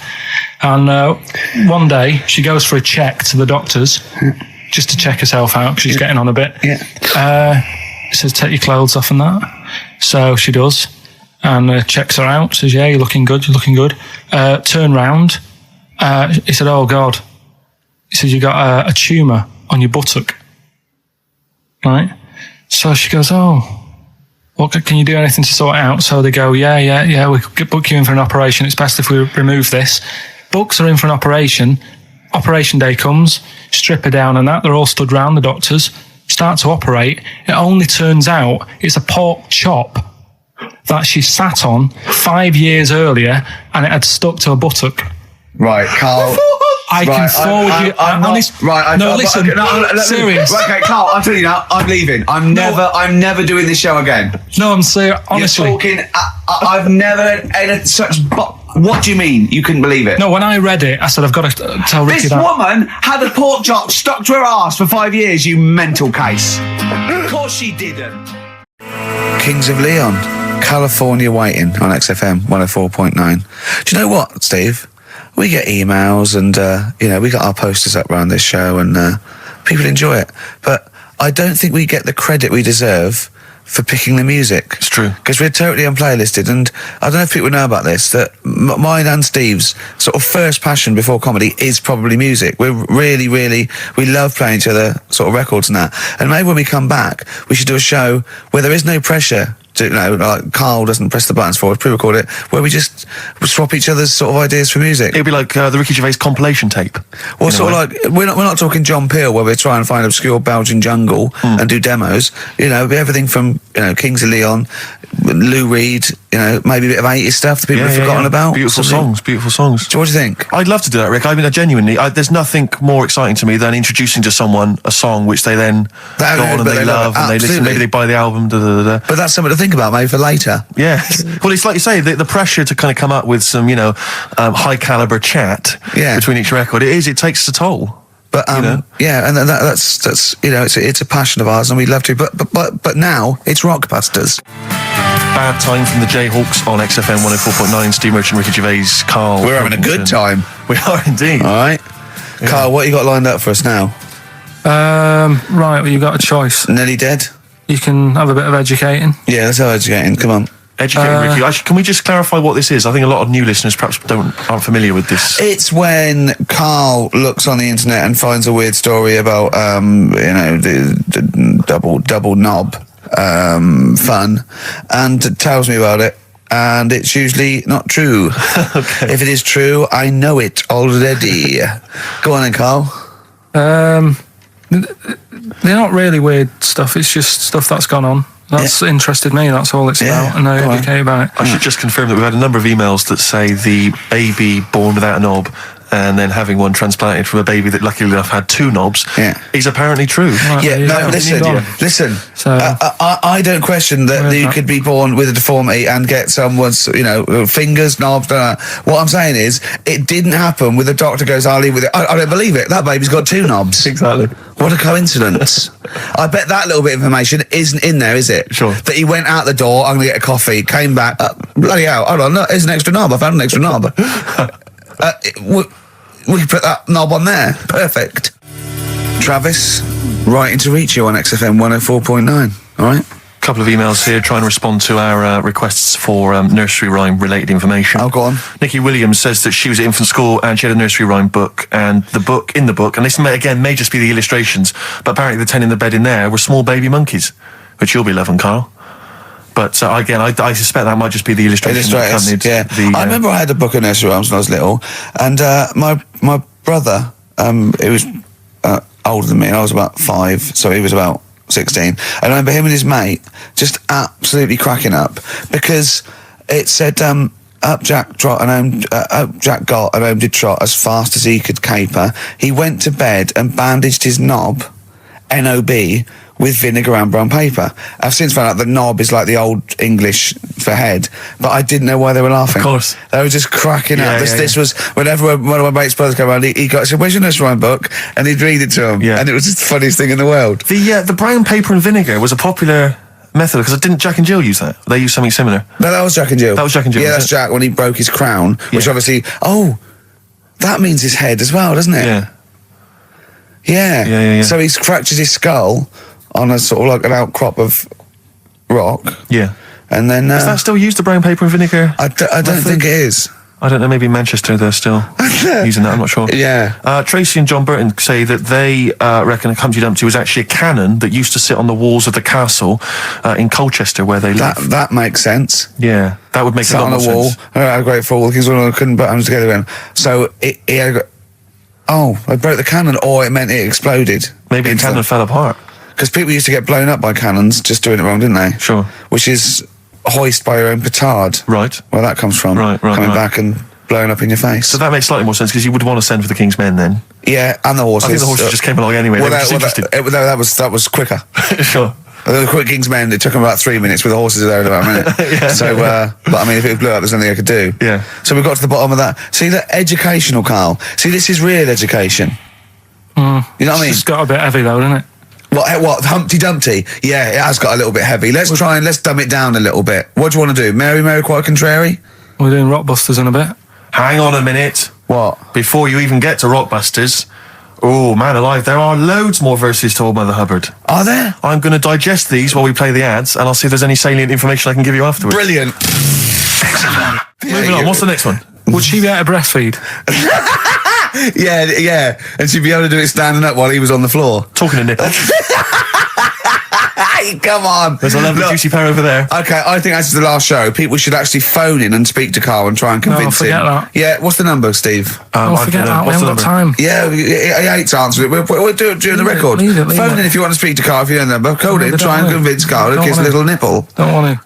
Rick, I should just point out that I feel... Don't answer back! Come on, I think Carl has offered nothing there. I think those educating Rickies were appalling. They're And the rubbish. only thing that would redeem the show is if you kiss the nipples. Kiss the nipple. it's not Phone gonna in if you want to speak to Carl. If you know the number, call in and try and persuade Carl while this record is on.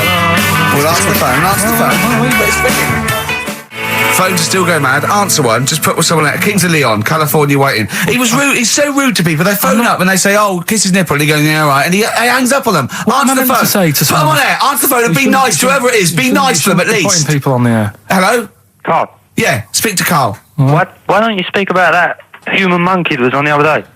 Old news, man. How long have you been listening? Listen, can we forget the monkeys? What do you think of his nipples? All right, then just kiss his nipple then for... I'm not going to kiss his 500 quid. nipple. I'd do it 500 quid easy. Would you? Yeah. But why? Why do you want me to do it anyway? What are you getting out of that? Oh, come on, mate, 500 quid. It's worth it. Yeah, but... He's got the money. You'll probably get more out of him if you want. It's not about the money, really. I can think of Suzanne. Suzanne, you come home 500 quid and go, there you go. Just I kissed his nipple, 250 quid each. She gives me more. It's not hard. It's not happening. Right, it's not happening. Did you just cut him off then? Well, there's another fella there. Who's that? My name's Linda. Right. All right, Linda, you all right? What would make your day, Linda? If Carl actually gave it a lick, not just a kiss. Forget it. Go on. I think what else has gone on? Well, while you're thinking, Carl, I should just tell you now, you threw that question out earlier, why are ginger people historically mocked? We've had a couple of responses on the text, 83XFM. Again, as ever with XFM listeners, don't believe what they say, don't trust what they say.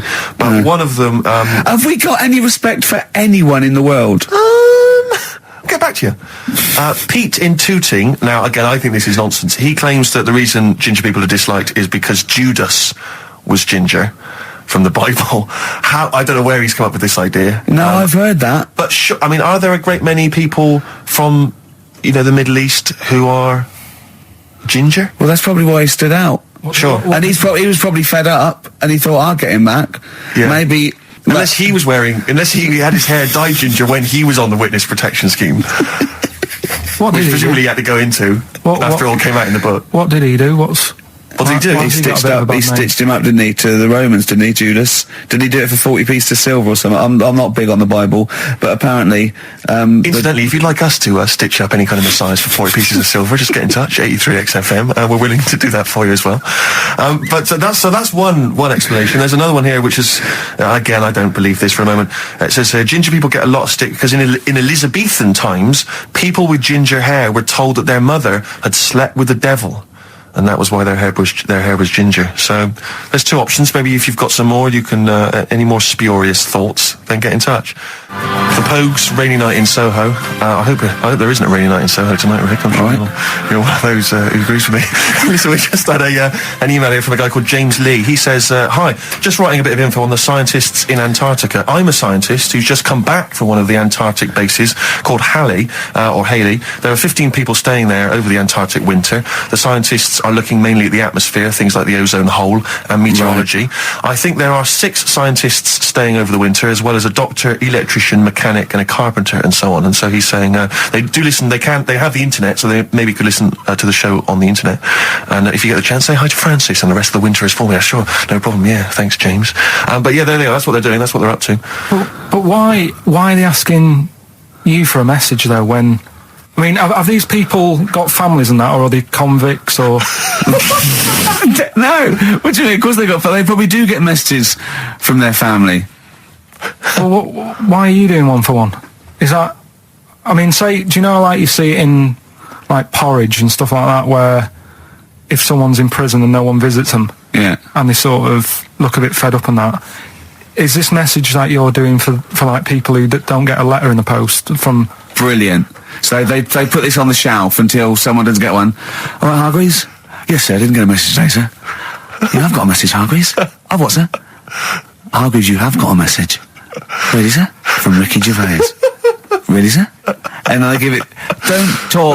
Don't talk, please. There are scientists listening. Try to keep the talking shit down to a minimum today. What's annoying me is, right, they're saying this stuck over there for months, but it seems to me like they're wasting a lot of time. Right? Why?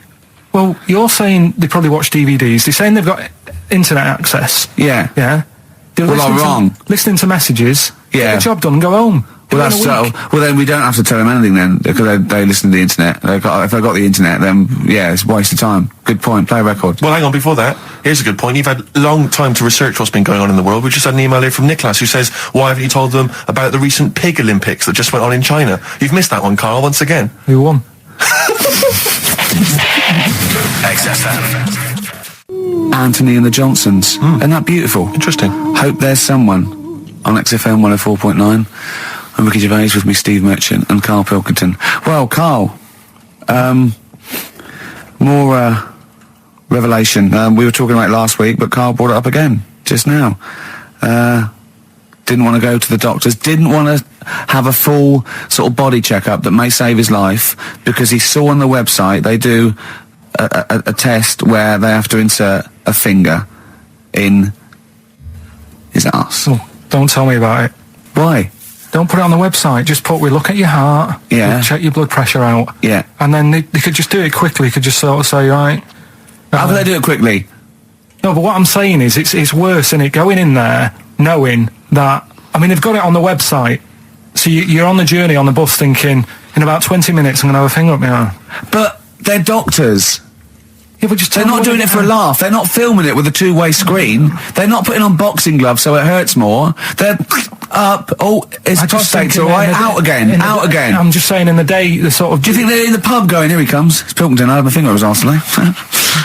Do they allow ladies to do that? Do they allow female doctors to do it? Of course they do. They're doctors. That's worse. Then. You're sounding like him. No, I'm just interested in, because, do they allow female doctors to do the finger up the arse thing? Well, of course they do. They're doctors. Forget the female and male. They are doctors. Right, do you know any female doctors to do that? But what I mean is, isn't it a bit like if you're being searched at an airport, and you're a woman, they send in a woman person to search you. They don't send in a bloke to do it. Is that the same thing? Yeah, they probably trust someone who's gone through 6 years medical college not to be taking the piss as opposed to a fat security guard who couldn't get anything else. Do you know what I mean? You're talking about there's doctors all the time coming out in the papers, they gave them this so they could look at their boobs or whatever, or, it's always, you're always hearing stuff about dodgy doctors. But what I'm saying is, the reason why they do that security, because there's lots of security people, and they can, for your own, for your own modesty, there's a female one to search females and a male one to search males, and that's fine. But there's not like 4 or 5 GPs to choose from, and you go in there and you go, is it you arse and testicles? Do you want a bloke or you accept got it. Long fingernails? They don't have long fingernails. What do you think this female GP looks like? She's sitting behind the desk like Cruella de Vil with cleavage and long red false nails, going, "Hello, love, bend over. This may hurt a little bit." There's gloves and Vaseline. I don't believe there's 2 of you now in the room. Carl, they're doctors. They have to, what would you rather do than put the hand down your throat and round your alimentary canal to feel your arse? It's a quicker way in. You seem to know a lot about these doctors and stick fingers up people's asses. You're a very well-informed gentleman about this sort of thing. Well, say if they did find something. Yeah. Would you then have to get, like, a second opinion, so someone else's finger? Well, no. They test it to see if there's anything suspicious. That it's usually a swollen prostate, which can be anything. So they catch it early, and that's it. They feel up there. But if you want a second opinion, then the same doctor will just stick a thumb up and have a feel around then. Yeah. So it always works in the same way. Yeah. Well, if there's a doctor who can, I don't know, put me at ease. I mean, surely there's another way around it. I don't believe that. I mean, what is this? 60 million people or something in the world, isn't there? 60 billion or something? Well, 6 billion, something? Yes, you got it. Right. You hit it. Well done. That's good work. Right, so yeah, this 6 billion, did I say? Yeah, what's 6 billion then? Loads, isn't it? Yeah, but... So if you want a doctor to phone up to assure you that the finger at the bum thing's not painful and that it's necessary, and Just that that it's it's not just someone necessary, trying to really. get Just that it's not an easy way round. All right, what's the phone number here? It's, changed that, haven't they? Oh, You're the producer! Hang on, here it is. 0871 222 1049, and I think you select option 1. It tells you anyway what to do. Please, if you're a GP, or you've, even if you've completed medical, I mean, we want a qualified doctor, really. Anything else is not good enough for Karl Pilkington. We'd love to talk. You can ask him all the other questions, because Karl, as I said last week, he doesn't feel his own testicles because he doesn't like the feel. Yeah. So, I'd like a doctor to explain to him how necessary that is. And this is truthful as well. I've got very slight pain around the genital area at the moment, and I think it might be some kind of groin strain, but I'm a little bit anxious, not entirely sure yeah, what it is. You've been with me twice when I've gone along to get them checked. Yeah. And I go, oh, what's that? Yeah. It's terrible. I mean, but, it's usually... I think you're in a pretty low risk, aren't you? I'd hope so. You're coming out of the 20s. I think testicular sort of... I shouldn't be doing this, I'm not qualified. No. They told all they said was to me sort of like his 20s and 50s. We're in. Mine sort of felt like they dropped a bit the other week when I was on holiday. I don't know if that's like when you're relaxing or I was wearing shorts a lot. How far? If it's 2 foot, it's too far. I was having problems walking. What do you mean? Why? It was just a bit I had shorts on all day. I'm happy and walking about on the beach, what have you. And then at the night when I put some long trousers on, I was sort of walking like a ricket. They probably like stretch a little bit. Sometimes, I told you when I was about 18, I was scared. I went to the doctor. I felt a pain, right? And because I was doing biology, I thought I'd show off this doctor. I said, I've got a pain. I think it feels like it starts in the epididymis and goes up through the urethra either. And he went, finger up the arse. He said, your jeans are too tight. They're squashing your balls. So we want a doctor like that. So what's the phone number again? It's 0871 222 1049. A qualified What do you mean your balls drop, though? We've got to come back to this. I don't know, they just felt like... it's not too bad at the moment. I was all right on the way in, but it was I feel twinges all the time, but you never know whether it's just because they're but they felt like they weren't my own. Do you know what I mean? They sort of felt a bit like these are. There wasn't a bloke standing really close to you, was there? You didn't get them mixed up, did you, on the way back? On the flight back? Someone else has got Well, take a leaf out of nudist books. They just walk round, they've got nothing on it. About nudists. Why? Well, let's play this ad break and that. And have you had another encounter? Well, if we've got time, I'll tell you about it. Have you really? XFM. Right, we've got who's that on the line? It's Rob. Rob, and are you a doctor?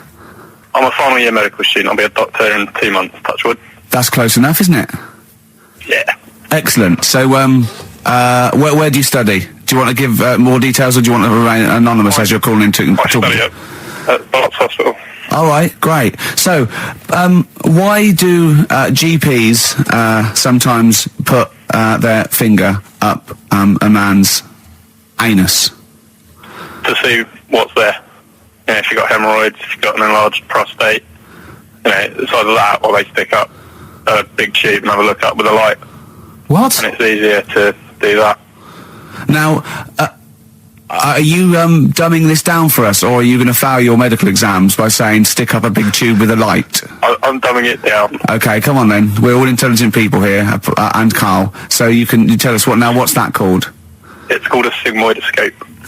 Right. Nice. That was a clever test, wasn't it, Rick? 12 inch long. Yeah.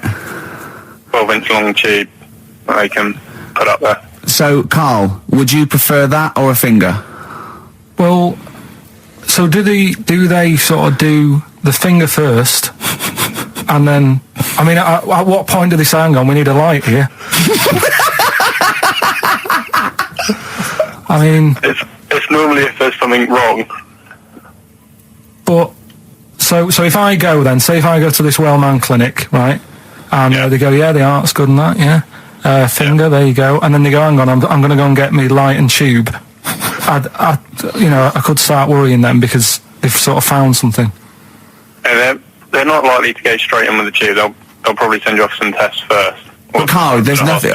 But you go to these places to put your mind at rest and to know where you are with your health. I mean, it's not that you go along. That's what most people worry about. They think that because I'll go along and they'll find something. Well, one, that's illogical. It doesn't heighten the fact they find something because you go along. And two, if they do find something, it's a good job you went along. I mean, I'm a hypocrite because I don't go to the doctor, but I've had that done. You should be concerned if when they shine the little light in your ear, it comes out the other side of your ear. No, the other ear comes right out the other side. That's when you should be worried. But Rob, right, you said then, if they find something, they send me off for some tests. Why can't I just have the test without that and cut out the middleman? Do you know what I mean? Because you're wasting lots of money. There's hundreds of tests they could do, and they could do every test, and they could all come back with nothing, or they could do the finger up there and send you for the 3 tests you need to find out what's wrong with you. But in this day and age, with all the technology and that, and like brainy doctors and all that, the only way to find out is sticking a finger up there. What are you worried about, Carl? Is it fundamentally that this doctor who's has done 6 years medical training, is it embarrassing to have a man's finger up your ass? I just don't understand how you can get round to that without... But what don't you like? Is it fundamentally you don't like anything up your ass, or is it the fact that it's a man's finger up there? I don't like going to the doctors. It makes me nervous, because I think if anyone searches you long enough, they're going to find a fault with you, right? And especially if they're going that far into you. They're going to find something. And probably not. Well, you never... I just don't... I don't know how to get round to that sort of... that point where you get a... What do you talk to the doctor about? He's like, all right, nice day. Strap your trousers. He goes, he says, I'm gonna just, Most people just shut up and let you do it, and then breathe a sigh of relief when you say there's nothing there. Yeah. But is that at the end of the test, or is that the first thing he does? It's the last thing. So that trousers up out the door. Because he knows it ends conversation. He knows it's a bit of a faux pas. The doctor says, I better not kick off with the finger up the arse. What I do is I'll start on with the, the head, and then then I go, one final thing, Mr. Pilkington. So Rob... He drops his keys, and he goes, pick them up, and as you bend over... Will you be doing this, Rob? Is this what you're, open to do? You do all these... I'll have to do it at some point. All doctors do it at some point, no matter what they specialise in. So the first one, is the another doctor there to sort of make sure you're doing it right? Not dentists. No, but do you know... aren't doctors anyway. But do you know what I mean? Like, normally it's like a co-pilot will have someone with them for the first one. So when you put your first finger in, Yeah. will someone be there going, right, you just want to move to the left I've of it? already done it. Have you? Yeah. So that's the thing with a student, you're learning. So you get people teaching And you learn on... these things. Can I just point out, Rob, I think I'm right in assuming that you have a glove on, Yep. and there's lubrication, Yep. and it doesn't hurt. No. There you go. What are you worried about, But Carl? who's this person who everyone's testing on in your class? It's not one person. One person. There's like, when a patient comes in and they've got a problem, your boss, the consultant, he does his finger up, and if he finds something, he goes to the patient, is it alright if the student has a feel as well? Then the student puts on a glove, puts the bleed on the glove, and sticks his finger up and sees what he comes out with. Rob, I wish you could see Carl's face. I mean, his face when you said, and he says, can this fella have a go as well? He looked horrified. That he thought it was a free-for-all, like there's a queue of people trying on gloves and going, let's have a go. That looks good up there. What have you found? No, I mean, how come you had to sort of... Is it not something you could test on yourself rather than waiting for other people to come in? Because then, you know... It's an awkward position to get to, really, isn't it? Well, but you can have a good rummage then without feeling too awkward, but to sort of have a go on your first patient when you don't really know what you're looking for anyway, do you know what I mean? Never really thought about it. Because you don't, if you've never done it before, you pop your finger in there, and you've got to sort of look, you've got to have an expression on your face like you know what you're finding. Well, they can't see what you look, they can't see your face. There. You got the big boss consultant man going, now move your finger there and you'll probably feel this. But he's just done it, he knows what's there. Well, what? Oh, so he's already had a go, he's had a feel, and he's going, right, if you feel to the right, that's the conglomerate or whatever. The conglomerate, yeah. Its conglomerate is in perfect working order. Well, that's, I'm still... Thank you, Rob. Thank you. I'm sorry you had to go through this. Carl is probably the worst patient you'll ever encounter in your medical career. Good luck with your finals, and thanks very much. And do you know any female doctors who do this? Or? Thank you. XFM 104.9. Thank you. U2, City of Blinding Lights. I'm going to see them next week at Twickenham. Well, enjoy that. Looking forward to it. Yeah. Thanks again for letting me know about your... old Nobbo and Edge and all that. Now listen, you just got an email there saying, can you turn up your microphone, Steve? Apparently my voice is a little bit quiet. Carl has to do one thing, make sure we're heard. That's all he has to do. Well, I can hear it. Sounds fine to me. Well, not to the listeners, and that's who we're trying to please. Well, it's one person, so they can't hear Yes, but we've only got one listener. So if he's not happy, we're buggered. You're allowed to say buggered? Not twice, certainly. Once could have been a mistake. Yeah. Twice, pointing it out is definitely, complaint material. Neil Young from the album Zuma, and that's Pardon My Heart on XFM 104.9. Ricky Gervais, Steve Merchant, Karl Pilkington. We just had a text here that says, and I don't know what truth there is in this, as ever, but John says there is apparently a nude bike ride today in Hyde Park. Now, I can't believe that's the case, because I don't think it's allowed, is it? You can't ride around with your veg, can you? I don't know. Why would you want to? Well, good point. On a bike. On a bike, I love the fact that that's what disgusts him. I want. Do you know what? If we did appeal for a nudist to call in, I'd want a very specific sort. I want a German nudist, a middle-aged man called Helmut. Okay. If there is any, or the closest one to it. So I want a middle-aged man from Germany. If your name is Helmut, you're in. But I'll accept hands. Carl would be good, wouldn't it? All right. Yeah. I think I'm wondering if the age might. Maybe we could we broaden that. Okay, just a German nudist bloke. Right. Can he at least be fat? Can I find a fat German fella? If your name's Helmut, we're going to give you a big prize. Yeah. But any fat German fella who likes to get his sausage out. Sure. Okay. It's sauerkraut. Yeah. What's the phone number? 0871 222 1049. It'd be good just to get an email or a text with a contact on it, and then I can just call them up in the week. Sure. And 83936 is the text number. I don't know what our audience demographic pans out like, Rick, but I'm suspecting that's probably a fairly small fraction of our listenership. I know, but there must be someone out there. If you know a fat German who likes to get his tackle out, phones are going. Straight away. Just answer it, Carl. Just answer it. Just potluck. It could be anything. Well, just see what it is. To be fair, it could be a nutter. It could be a nutter. But just say hello. Just tell your turn. It's not straight away. He'll stay there, won't he? He'll stay there. Well, answer it. Answer it. Leave it. Answer it. Oh, you see this? It's gone. It's gone. There you go. He bottled it. So, just as well. Well, you took too long to answer it. Lloyd Cole, Impossible Girl on XFM 104.9. Wow. Rick, I'm just reading an email we've had, and it is indeed true. Scores of naked cyclists will be wheeling around London today in a mass protest against oil dependency. The World Naked Bike Ride will see the arresting sight of up to 200 daring riders bearing all in their cycle past some of the capital's most famous landmarks. Have they got to wear an helmet? Are they against wearing a helmet? Well, I think they're trying to make a statement, I would imagine. I don't know. Well, they don't have to wear a helmet. It's not law to wear a helmet on a bike, is it? It's for your own safety. It's sensible. You're right, yeah. Well, it's also sensible to just pop some pants on. Just pop some pants on. Are you going to be popping down there and cheering them on? I'm not going anywhere near it. What are they going against? What's the problem that's going on? Oil dependency. I think, generally we're consuming too much oil, aren't we, in the world, and it's going to run out one day, and we've not got any alternatives. Talking of campaigns and things and that, did you see Sir Bob on Jonathan Ross last night? Sir Bob Geldof. Sir Bob Geldof. Yep. Are you going to walk to Edinburgh or sail to France, Carl? What do you think of all this? The G8? I think it's good that, he's doing some stuff for the world and what have you, but probably won't bother. No. Having a walk. What do you make of all this campaigning? He's dedicated his life to this now, hasn't he? Yeah. I mean, it's interesting. I was watching him last night, and I respect the man. I mean, he used to work here, didn't he? Did some shows and that. Mm-hmm. It's good. It's all right that he can do it, but I assume that's not why you respect him. I assume you respect him because he's trying to save a nation, as opposed to used to work in XFM for a while.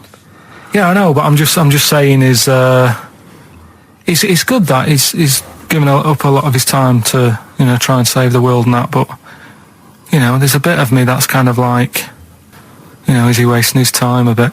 Right. Well, what do you mean wasting his time? Well, he tried it before, and no, wait. What he's trying to say is that the G8 are I think the 7 most rich, wealthy nations in the world, and Russia, and they get together and they can wipe out the third world debt. I.e., they owe us billions and billions of pounds. They can't afford to pay it back. So he's going to say, let's wipe the slate clean and pledge, I think, a lot more aid and stuff to them, isn't it? Mm-hmm. So what do you think of that? But won't they just do it again? Right, what's you thinking? No, I knew I had a little diamond in the rough here. I mean, obviously, I admit I brought this up because I really wanted to know what Carl thought of it. Sure. Yeah, I had ulterior motives. It wasn't just for awareness, for the very worthy cause. It was because I know. Look at him looking at me. Look at him. He looks at me like a cat. Honestly, it's like there's nothing behind those eyes. Right? What do you mean? They're just going to run up the debt again, you think? Well, what I mean is, right, when I was a kid, right, and I wanted to go to the arcade, I'd borrow £1 off my mum, right, and she'd say, don't come back asking for more and what have you. But I'd have a go on a pinball machine or whatever, game on a fruity, and then go back, and she'd go, can I have some more money? And she goes, I gave you £1 before. And I go, I know, but I'm on holiday. And she goes, there you go then. And then I go off and do the same thing. I didn't go, no, I wasted the last one, I'm going to pop this in the bank. Right. So you think that's what's going to happen with... That's a nice metaphor. So what do you think happening there? As the Africans are blowing it down the arcade. Instead of putting it towards a fishing rod, they're blowing it down the arcade.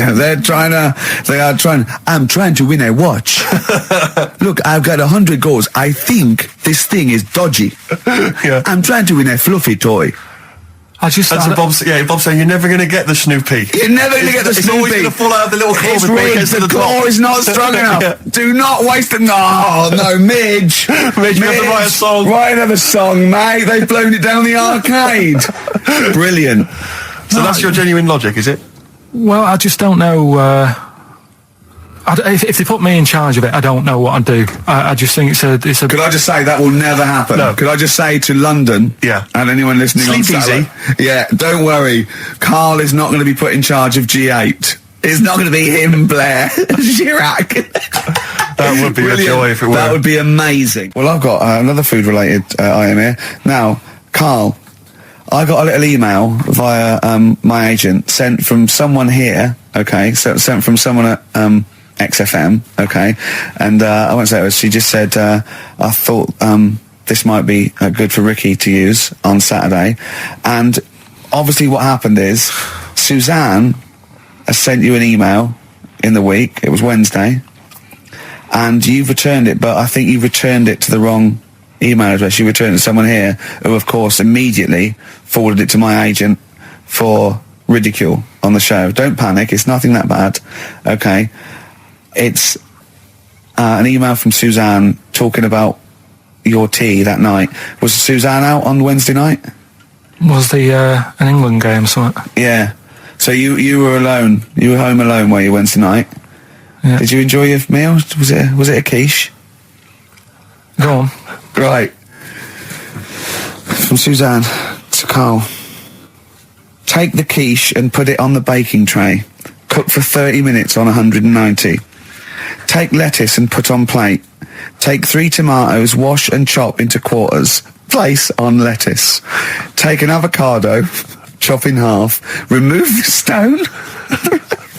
Peel skin and slice. Place on salad.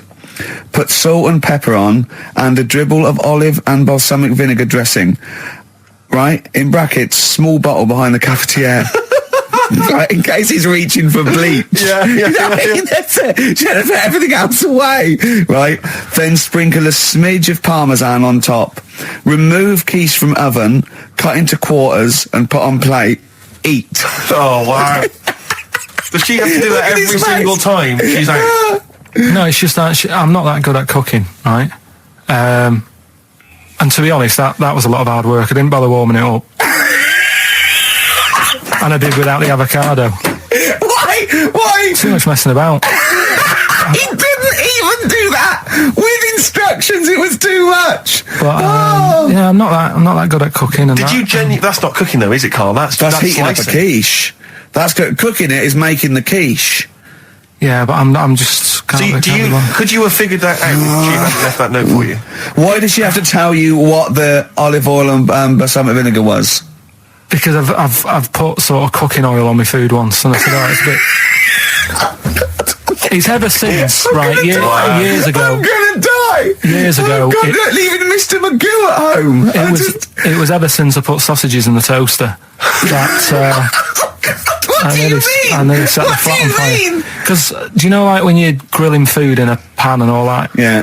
Sort of sausages spit and it goes everywhere, doesn't it? And it makes everywhere greasy. In the toaster. So I thought, well, just want to warm them up. Yeah. Bung them in the toaster. Yeah. What happened? And she sort of caught. Well, they got stuck and they sort of caught on fire. I imagine. She came in just as I was sort of plunging it, and what have you came in from work. So what are you doing? I said, I'm in sausages. Well, the oven isn't on. I know they're in here. What, you turn it off? Panicking and that. But I've never been into it. I've never been into cooking and that. At school and stuff, I didn't bother doing it.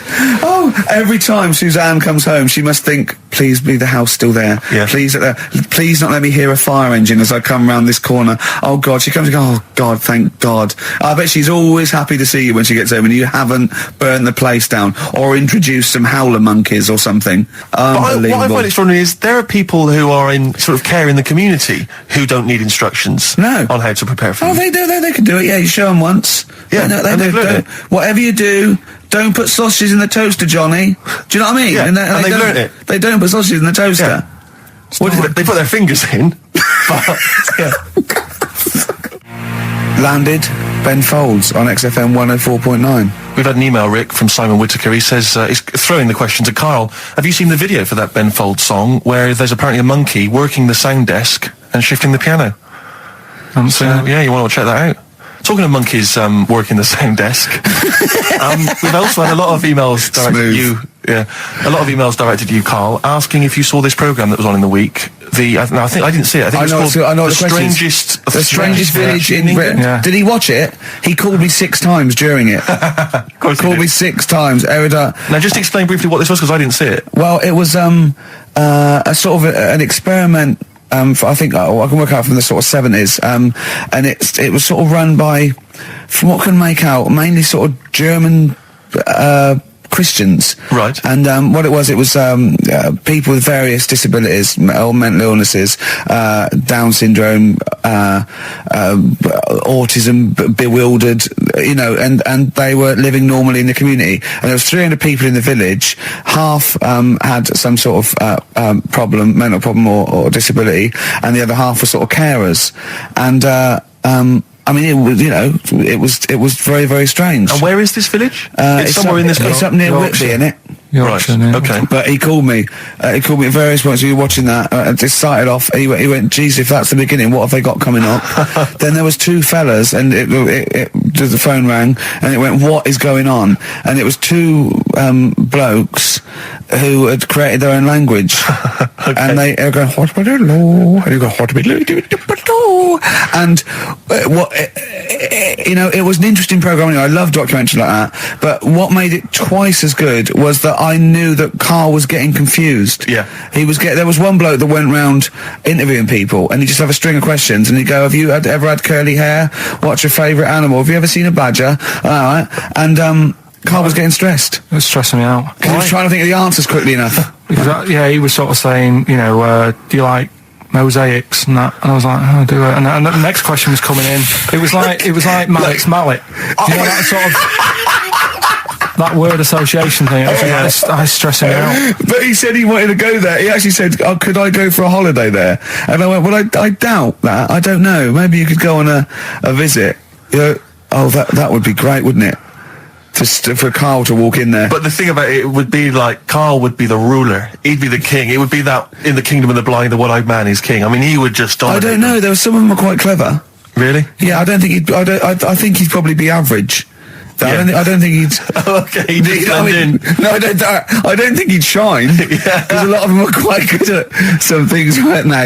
He didn't like the angry bloke who punched them. There was this really sort of sweet Down syndrome woman called Nan, and she hadn't hung her coat up, and this angry bloke was going, "If you don't hang your coat up, I will." And he punched her, didn't he? Yeah. And poor Nan got it in the neck from everyone. There was another woman bullying her, wasn't he? Yeah. But he liked the little the little Down syndrome fellow with the woolly hat who was helping that woman. If I went there, he's the one who had sort of hunt down and say, "Come on, let's go for a pint" or something. Sure. But incidentally, do you like mosaics? We didn't establish that. He's still thinking about it. David Bowie, Watch That Man on XFM 104.9. Now, coming up, Steve, and listeners, I'm talking to them mainly. I'm not really, I'm talking to you and Karl, really. Yeah. But coming up, an old feature, Knob News. Oh, Knob News, the welcome return of Knob News. Yeah, and Monkey News is still there, isn't it? Yeah. Just briefly, you don't think you really gave that competition justice, did you, not handing out the email? No, let's just quickly whiz through the questions again. Yeah. John's texted in, by the way. He says, "I never get any of the Rockbusters clues. Is this a good or a bad thing?" Definitely a good thing. Definitely a good thing. Definitely a good thing. Yeah. Yeah. Did you have to have that thing done where they say, what side do you wear your member? What side you dress? They don't say what side you wear your member. That would hardly be a euphemism, would it? So they say what side you dress, sir. It means what side your little poke, your little John Thomas leans, doesn't it, on rest, usually to the left, isn't it? Your little left testicles. If I say to you now, what side do you wear it on? Do you know? It would be left. It would be the left. That's what I mean. If standing there, right, with nothing restricting it or holding it in or holding it up, right, it sort of leans. Your one ball is sort of like slightly back and lower, isn't it? And your little John Thomas rests there, so it's left. And the reason they ask it is so they don't put the tape measure up on the left and squash your willy or touch your willy. So it's nothing to do with like, well, you'll need a bit more room of sort of more material on that side, or. Well, no, I don't think they compensate. It's just when they put when they stick that up into your groin, they don't want to come in contact with your little. The thing is, I don't know what side I wear stuff on. I just sort of pull my pants up and wherever it wants to go that day. But maybe it's not big enough to sort of make any, real decision. But like now, I'm sat here right with my jeans on. I don't know where I am. Well, that's clear from hearing you talk. No, but what I mean is, if a fella said to me, "What side are you? What side's your member on?" Member? What is this the use of the word member suddenly? Well, it's not. It's usually not appropriate. And also, I imagine in the old days they had big baggy pants and used to sort of like hang down. And now, you know, like with those stretchy boxers and briefs, it's sort of held up in a nice little, neat little parcel, isn't it? So it's probably not appropriate. It doesn't come in contact with your little snake. So, you know. Did you ever? Have you ever heard that? Are you telling me a tailor has asked you that and you went, "What do you mean, mate?" No, I've never. I've not really had one made to measure. I had one made when I was a kid, but since then I've sort of bought a suit off the hook. But when you were saying about buying a suit, I know that question sort of crops up, and I don't know what the answer is. It just annoys me the way I don't know. There's no surprises anymore. Do you know what I mean? People know. What do you mean? He's going to go, right, I'm going to measure you now. Which side shall I measure? Go, well, pot luck, go on, have a look. Right, there you go. Oh, you got it. You checked me out. What do you mean there's no surprises anymore? What are you talking about? Everything you say is a surprise. Everything you say. Every opinion you have is a surprise to me. What I mean is, why aren't people just happy just to go, well, depends, doesn't it? I'll just pull the pants up wherever it wants to go. I'm happy. What do you mean? Why is this such a big issue? But Carl, when they ask you this question, they're not making a note of it somewhere. It's not statistical research to find out what the kind of common leaning is. It's a question so he doesn't touch it when he's using his tape measure. Just be careful. But he is being careful by asking the question. But what's wrong with him touching it anyway? It's only like a slight. Fair enough. But if he just sort of, knocks it a little bit, you can just go. Do that again? To me, it's the same as the prostate thing. It's just happening all over again. But the doctor doesn't go, what side's your arse on, sir? Trying to avoid the arse. He wants to go, he knows where your arse is and he's aiming for it and he wants to get it up there. He's aiming for it for a good cause. This little fella's going, well, I've got to measure his leg. I don't want to touch the knob. I'll just ask him, sir, do you mind telling me where your cock is so I can avoid it? It's a big difference. But like I'm saying to you, I'd have to have a look first to let him know. I don't know where it is now. I don't know. It could be the left, could be the right. Are you telling me you don't know where your knob is without looking? Well, what do you mean without looking? How could...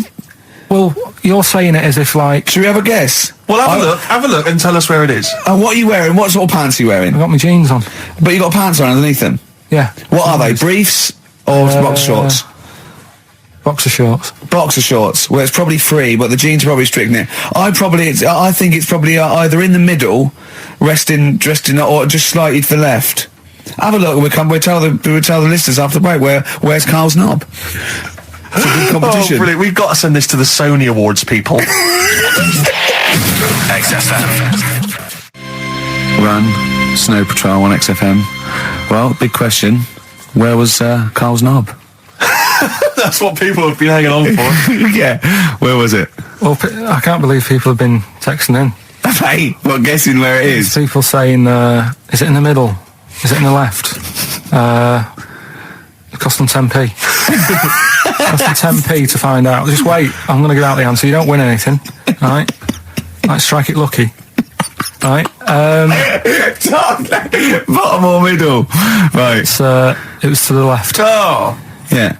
I went with the right. That's annoying. See, I thought it would be to the left. If not, maybe if it was all scrunched up, sitting down on your lap right, it might just pop up to the middle. Just pop out, like, sort of. Next week, we'll be finding out where yours is. Where's Ricky's bollocks? Landed, Mr. Ben Folds. We've landed on XFM 104.9. Ricky Gervais, Steve Merchant, and little Karl Pilkington, and his magical little manky round baldy head. He was described as wacky mank in one of the papers this week. Really? Brilliant. Well, remember we were talking about it last week about he came round to my house and I popped out my Mr. Johnson, sure, to take a little look at. And his two that made daughters. The papers. That made the papers. Wow. What paper? It wasn't front page of the Times. It must have been like the Daily Star or something. Just squeeze Live 8 on the second page. Yeah, so wacky mank. Wacky mank, that's wacky great. Mank. Wacky mank. We had an email from someone that reckons they remember you from body popping round Salford way. Yeah, Eccles Precinct apparently. You know that there? I wasn't doing it round there though. What do you mean? I was round Stretford Arndale. And what were you doing? What sort of body popping was it? A bit of everything. Caterpillar. Bit of moonwalking. Do you have a little piece of liner you used to carry around? Well, mates have that. Right, you didn't borrowed theirs. Were you any good? But you weren't breakdancing, well, you weren't spinning on your head and stuff, you were more body popping. Well, I hope he wasn't spinning on his head, because you know that can sort of give you little brain damage and things. Well, it can give you brain damage. Also, it can wear your head down, and also makes your head perfectly round. Yeah. Because the gravity is pulling on. But if you keep on doing it, obviously it's going to wear your hair out, yeah. So you become sort of like a stupid, bald, and roundy headed. Yeah. So I very much doubt that you did do any of that. Did you, Carl? Didn't do any of that. Embrace and Gravity on XFM 104.9. We've had a couple of texts. People obviously can text in 83XFM. That's the text number for the big quiz that's coming up shortly. Rockbusters, still your opportunity to win some of those cracking prizes. Enter your name in the draw if you can unravel the, I don't know what you call them, conundrums that Carl set. Sort of. We've had a couple of texts. Obviously, we're leaving early today. This is a shortened show and our last show of this run. But we've got to leave early. We've got to go down and try and make poverty history. But Rob's texted and he says, only an hour and a half today. Well, poverty does have some benefits then. He's a fan. He understands the show. Who was that little fella that used to write in who hated the show? I forget his name. I haven't heard from him for a while actually. I don't know what happened. No. Maybe he realised that if he hated the show so much, the obvious thing to do was to switch off. Maybe that finally dawned That's on him. annoying. What's his name? Someone will remind us of his name. I like people who hate us to carry on listening. Yeah. It just gives it an edge, doesn't it? Yeah. It's the fact that, that you're annoying someone. I mean, I love annoying people. I know you do. I know. So you're like a kind of walking Chinese water torture. Yeah, exactly. Yeah. Well, how's it going with Rockbusters? Anyone got the answers? Actually, one guy has texted in, James in Deptford, he's offered some answers, and he says here, the guy that hated us, famously, of course, we should have remembered, Dickie Anderson. Dickie Anderson? Richard Anderson, of course. I don't know if Dickie's still listening. If he is, obviously email in ricky.gervais@xfm.co.uk and tell us what you've been doing, how you've been keeping busy and stuff. Yeah. Nice to hear from him. Chris Campling hasn't called, has he, either? No, The one that thinks that not only is this whole show scripted, imagine that, right? But that Carl is a character created by us. Yeah. He's actually an actor. Oh, if only we Look could at take credit that. for A that. shaved monkey we got. Put the message in the box, put the message in the car, drive the car around the world, and I'm imagining, Rick, that message is make poverty history. That's World Party, put the message in the box. Yeah. Can I just say quickly while I think of it, we get a lot of emails from people, a lot of texts saying, can you send a big shout out, stuff like that. I've just looked at one now, Scott and Julie in Australia listening, they want a big shout out, big shout to them. But there's so many people that do it, and I'm obviously just want to say, sorry we never get to your emails. We're very, very lazy. We never really get to look through them.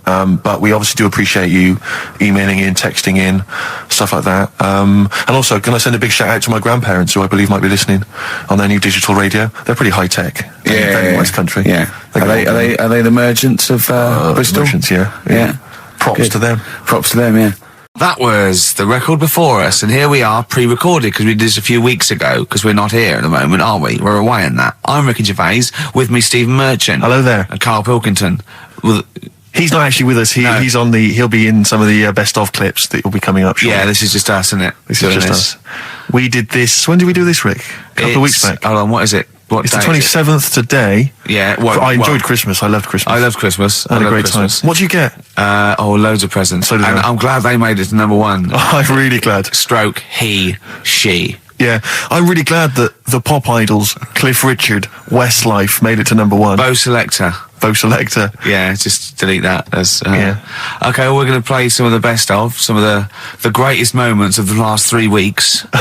Yeah. Ever heard on XFM 104.9. What about this? Do you remember this one?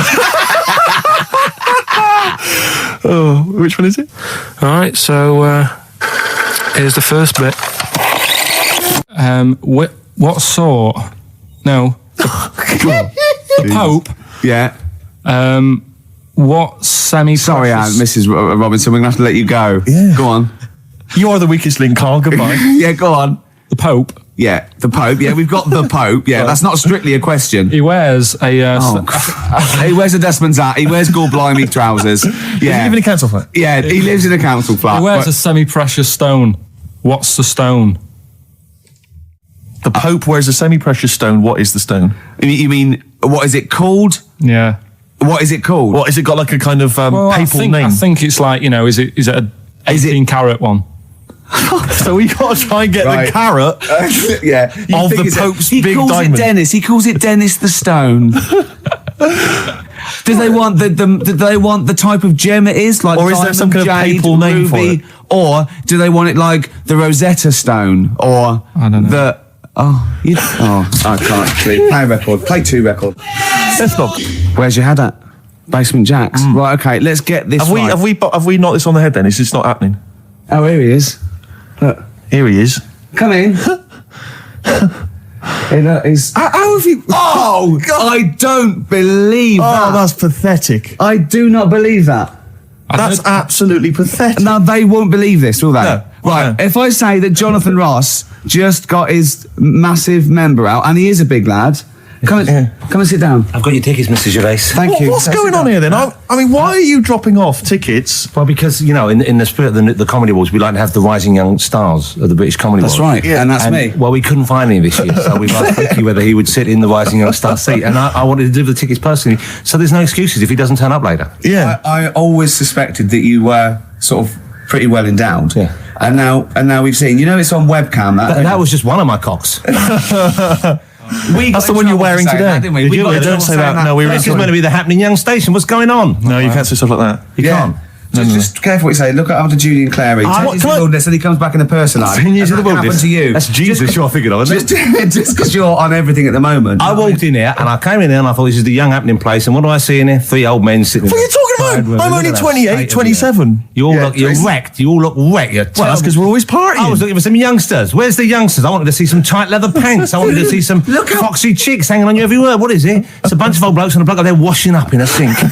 But look at him. He even dresses for radio. Look This at is him. ludicrous. It's amazing. Looks like you're I love the fact you were on the phone to Gervais last night, weren't you? Asking his advice. Yeah. On clothes. Look at him. He's going for the man down the DSS. I like that look. That's a nice look. Have you got a single pair of trousers that aren't elasticated at the waist? They're maternity jeans. I know they've got a whole panel that pulls The forward. thing is, what I do at the end of the week, I can pop these in the pan and I can make a nice soup with all the food that's encrusted in them. At his years as a homeless coming to the fore there. Look at you, But one why- step away from Lawrence Llewellyn Bowen. I'd like to be that bit closer. But why are you dropping off tickets? Are you a little bit... Because I thought you were married and stuff. Why do you suddenly got this obsession with Gervais? Because I'm a bit rough, ain't I? yeah, it's like when you see Dale Winton out with those rough boys. I'd like to get one of my own. When a top celebrity in a lovely looking suit walks down the corridor with his penis out, Yes. Yeah. I know that I'm still You attractive. know you've arrived. I was inaugurated in the same way. For me, it was Des O'Connor. It's like it's the passing on of the baton, if I may use that euphemism. and you've been battened. But it's fantastic. Well, it is a pleasure. I don't think I'm complacent just because I'm mixed with you. I still wake up and think, I don't believe it. I'm mates with Jono. Can I just point out one thing? I was listening to the show last week and I heard you, as always, revealing a little too much about yourself, if you don't mind me saying so. Yeah. Steve tried. Not as much as you. No, but that was just for the benefit of the room. Yeah. And talking about when you used to occasionally urinate in the sink. Yeah. When you were around my house last time and I came in and you looked a bit shifty. No, please reassure me. It was more ownership. Yeah. I was like, I went to my territory, and then other people that come in that go, has Gervais been round here? It's like just marking my territory. Because my coffee the next morning had a hazelnut tang to it that I don't remember putting in. Can I just say something? Because I mean, I used to, mention to you, Gervais, when we first started getting involved in the business. Yeah. I used to say, if there was one celebrity I'd like to be friends with, it's Jonathan Ross. Yeah. Lo and behold, Ricky's befriended Jonathan Ross. I'm nowhere to be seen. Not invited round. Ricky told me that I could be his friend, providing I never extended the arm of friendship. Right. Yeah, if you ever... I thought it was mad. He tries to keep everyone else down he works with, from the office, all the other shows. He tries to keep them down. I didn't even want you to come in. I wanted to meet you on the steps. Yeah. I didn't even want to tell him you were around. But you called. He went, who's that? And he saw your name come up and he went, well, can I meet him? Well, you're all coming tonight, aren't you? This isn't Radio 2, by the way. These links are way too long. This is snappy radio. We have to play... You might The be kids have lost lost, interest. But the kids want to hear Coldplay, Catatonia, You know what I like? Faithless. How about some more of that instantly forgettable hip-hop you play each week? One of those obscure hip-hop hooey. That's the worst feature on British radio. You should be ashamed of yourself. Wait a minute, I wrote your quiz on Radio 2. I said the hip-hop's had its day. Put it away. Put it away. I'm Carl. Carl, how you doing? I'm all right.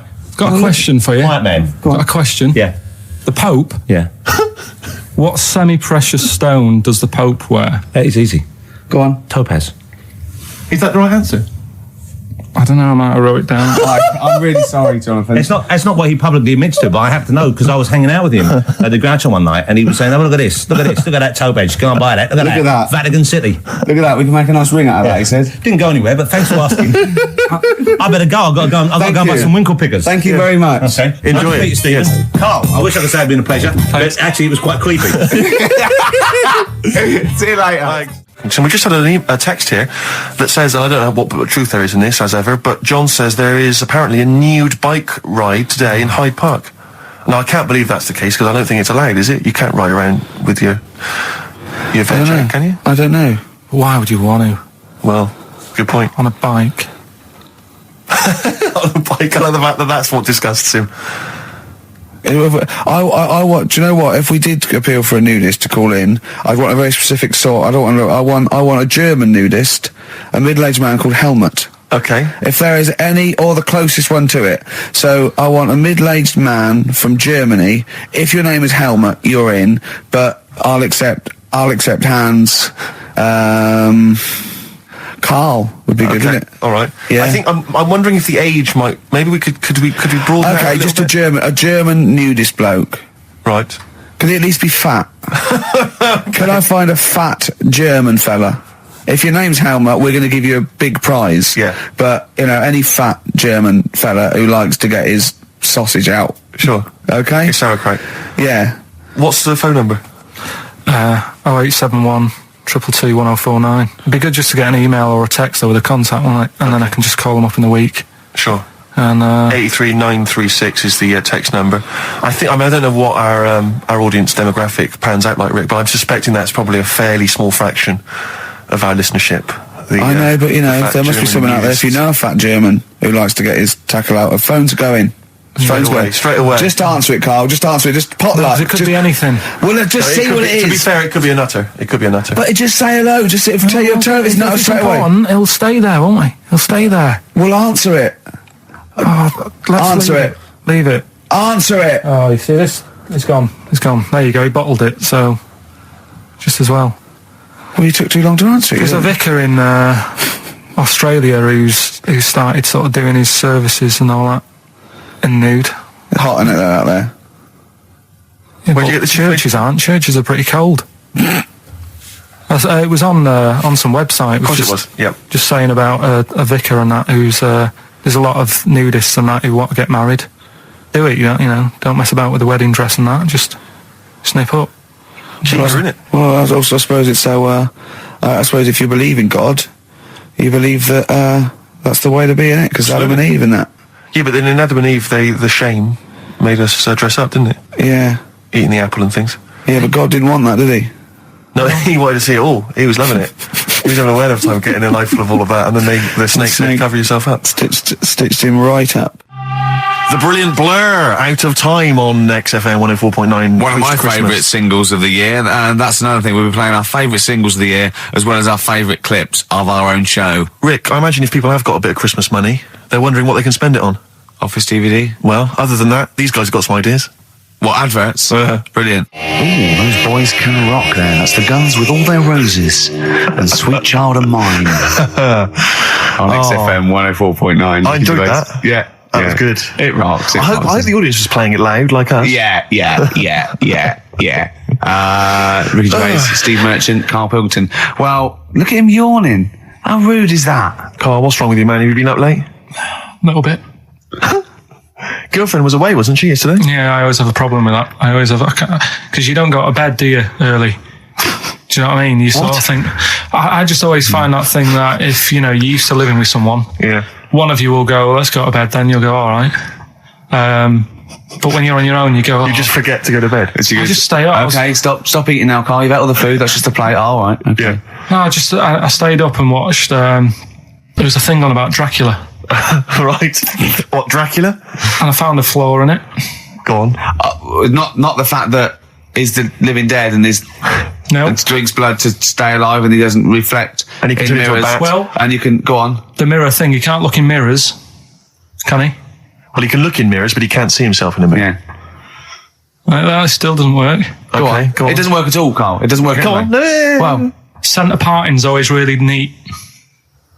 His centre parting's always really how does he do it if he can't look in the mirror? Blood on the floor or something it was called. Rubbish. I love the flaw in the Dracula film is that his centre parting's too neat. How did he do it without a mirror? Oh. Was it a documentary about Dracula? No, yeah, there was the real Dracula. Yeah, the real Dracula. It's just a film. It had blood on the floor or something. It's called. Yeah. It's rubbish. We had a little lunch yesterday, didn't we? We did indeed. That was a nightmare. Yeah. I hate going out with you two. I was explaining to Carl, right? I like to excite Carl's imagination, right? And if it involves chimps or monkeys, all the better. Brains he likes, parts of the body, deformity. You know, I know where to, you know, what buttons to push. And I told him about this thing. I don't know if any of you out there know about this, but there's an experiment they did in the 50s, a clinical psychology experiment where there's your two hemispheres of the brain, okay? They're joined by a thing called the corpus callosum, right? Which is just a little flap of skin, like a little scarlet lead that joins your two hemispheres. And what they did, they cut that in half, and they thought it was a cure for schizophrenia, but what it turned out to be, or epilepsy, I think, I can't remember, was that your two sides of your brains didn't function together. You couldn't get information. I was telling Carl all this thing, and one of the things I told him was that they did it on a monkey, and it fought itself over a nut. Like its right arm was connected, you know, by its left lobe of the brain, and it was fighting over itself. And Carl went, instead of like thinking this is amazing experiment, he went, would it have been happy if you'd given it two nuts? Yeah, I know. Well, you started off by explaining it, and I remember you mentioned, because I was watching the two of you as you were describing it to me, you said, of course, one side of the brain deals with symbolism, and as you said the word symbolism, I noticed Carl drift away from looking at you, pick up his mobile phone, and start pressing buttons randomly. And I thought it was the word symbolism that got him. And I noticed it took you just a moment longer. And I think the first thing you said was, when did I lose you? Yeah, I knew I'd lost him. It's extraordinary. And he doesn't even try to disguise it. I think I said nomenclature at one point as well. Right, yeah. And I knew I was dicing with death there. Yeah. But, but I told you tried to look it up, didn't you, on the web? You didn't find anything about it, did you? The spelling of it's, what is it again? What's the word? Corpus callosum. Yeah, so I couldn't do it. No, there's no point. Yeah. Don't bother. Give up. Don't bother. So if anyone knows any interesting facts about that, yours hasn't been cut in half, has it, Carl? That would, again, might explain something. I'll tell you what we will be talking about later. I don't know if you're sort of aware of them, Steve. Go on. Bonobos. Oh, I don't know much about bonobos. I told him about he was looking for stuff. I said, put in bonobo. He was having no luck with chimp. And they're a form of chimpanzee, but they're even closer to us, evolutionarily speaking. They've got their social groups are more like ours. They're more intelligent, and he was loving it, weren't you? So is it human bonobo Carl? Is that how it works on the evolutionary ladder? Chimp Carl. Yeah. Talking about him. So we're talking about bonobos. You're excited about that? Yeah, That's coming up in monkey news. No, I think it's a bit of a monkey bonus. Because my auntie Nora, she same thing, pumped her with loads of drugs. She used to have a cabinet next to the bed is like boots. She's got loads of stuff, right, for all sorts of stuff. And I mean, she's not that old, but she's on loads of stuff, right? She's a bit coked up, is she? She called up my mum once. And, yeah, you told us this. Go on, tell it again. And she said, "Oh, how are you doing?" And that. She's all right. Bit worried though. My mum said, "Why? What's up?" She said, "I've been breaking wind." So she goes, "Well, you know." She says, "No, but this one is going on and on and on." And she was like, she was like, what do you say? What's like passing wind, farting for 5 minutes.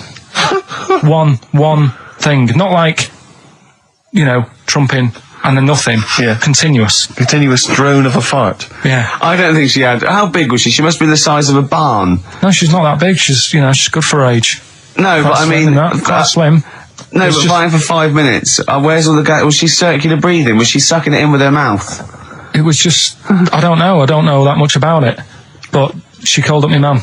About 2.5 minutes in. Could you hear it in the background? 2.5 minutes in! 2.5 minutes in, she called my mum up, and it went on for a further 2.5 minutes. Oh. And she just stayed on the phone, did she? Where was... can you hear that? Well... Did she hold the phone next to her arse? Listen to that. She was off the ground. I'm trying to work a tune down. she was actually hovering. She was 4 foot off the ground when they found her, the ambulance men. The cat's dead.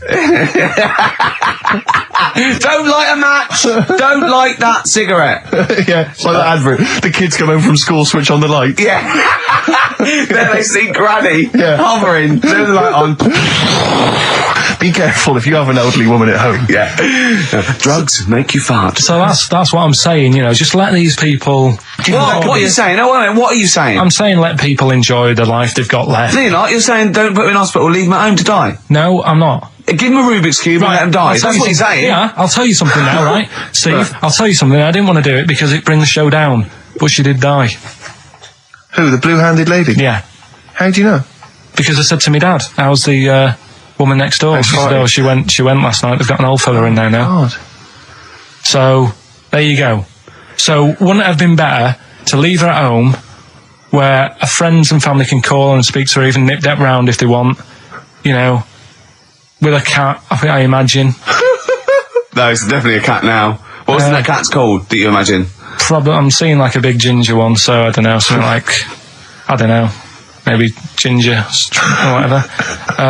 Maybe I had a budgie. But that's what I'm saying, just let him enjoy his life, because dying in hospital, I wouldn't like to do it. If I went to the doctors and they said, you haven't got long life left, I'd say, well, I'll stay at home. Yeah. And that's the point I'm getting at. Yeah.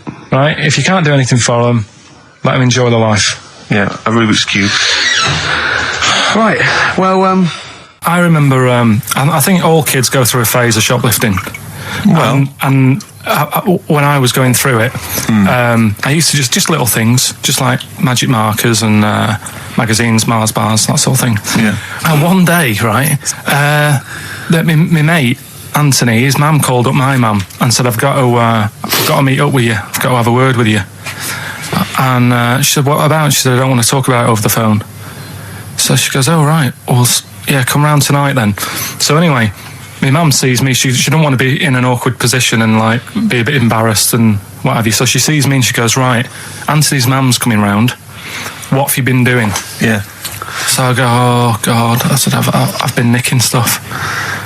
So she goes, like what? So, not big stuff. I've had a few calculators and Mars bars and stuff. how many? I'll just work it out. Hold on. Works out at 7.2 per day. So, how many calculators do you need? So it was when that phase. You failed maths. Everyone wanted a calculator. It was like a trendy thing, wasn't it? Right. Oh yeah. In Manchester a couple of years ago. Yeah. So anyway, so I told her all this, and I confessed to computers will make it there one day. I confessed to there's magic in the back of battery. Go on. Confessed to nicking all this stuff. She comes round. She only wanted to borrow some money. Brilliant.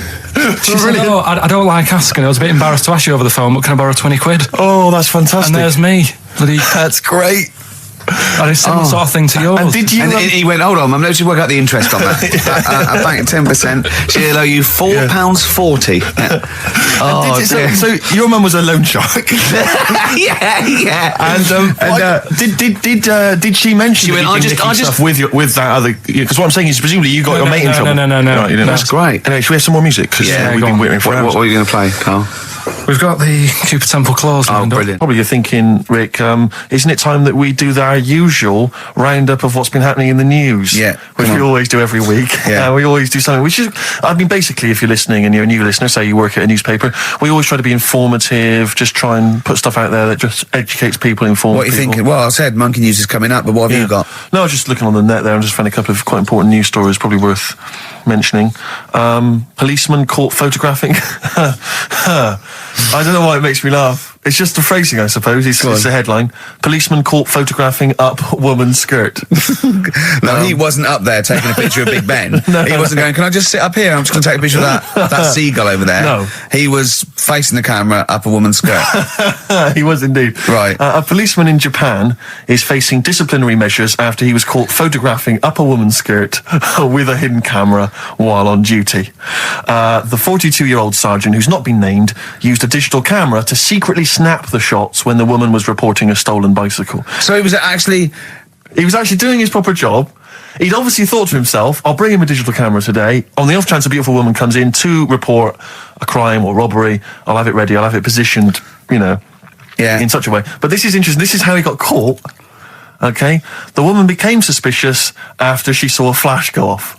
Brilliant. I mean, this not so secret at all. Sorry, did I just see your shoe? Your shoe just seemed to just spring into life. There was light. Yeah, I think I've had someone set fire to some magnesium that was on the end of it. It won't happen again. But it's only you and I in here, and your shoe was just suddenly lit. Why are you standing like that? Why is your shoe just sort of like between my feet? There's no reason. This is how I always stand. What did the bike look like? Flash? So, are you taking pictures of my family? No. And no, I'm not. And you should be wearing knickers anyway. Well, how do you know that? What? How did you know I'm not? How did I know what? I'm not wearing any... I didn't know you. I don't know what you've got up there. Well, I don't know what it looks like, and there's no way I could. Of course, it would be roughly that conversation in Japanese. I know, yeah. This is the Best Of Show on XFM 104.9. I'm Ricky Gervais, with me Stephen Merchant. Yes. I hope you're enjoying the Best Of. I'm amazed that these are the highlights and that we've strung it out this long, Rick. But the good thing about this is, we're not here, we recorded this a couple of weeks ago, just the links, right? This has taken us about 10 minutes for the whole show. We get paid the same. Why don't we do this every week? That's a great idea. High five. Listen to this clip, it's brilliant. Can I just ask Karl how he got on over Christmas? Because the last time I spoke to him, you hadn't bought a present for your girlfriend. I have to say, I was on tenterhooks all Christmas. Well, you changed it. After that show, I felt bad, even though I shouldn't have done, because... Because you hadn't bought your girlfriend a Christmas present? Yeah, but I said to you, I booked a table at a hotel in Covent Garden, had Christmas dinner there, which was nice, right? It's good food and everything. Didn't feel like enough to me. Well, then I went out and treated some stuff, and then... No. A couple of days before Christmas, he went, I took Suzanne to that hotel we're going to go to for Christmas dinner. We had tea and cakes. And I went, oh, you treated her? He went, no, she paid for it, but I was just showing her what it was going to be like. That was her extra treat. She paid for it. I love that. Brilliant. Yeah. Well, it was a dear. It was like 150 quid for a meal for two, which is pretty dear. So I'm not going to buy her cakes as well.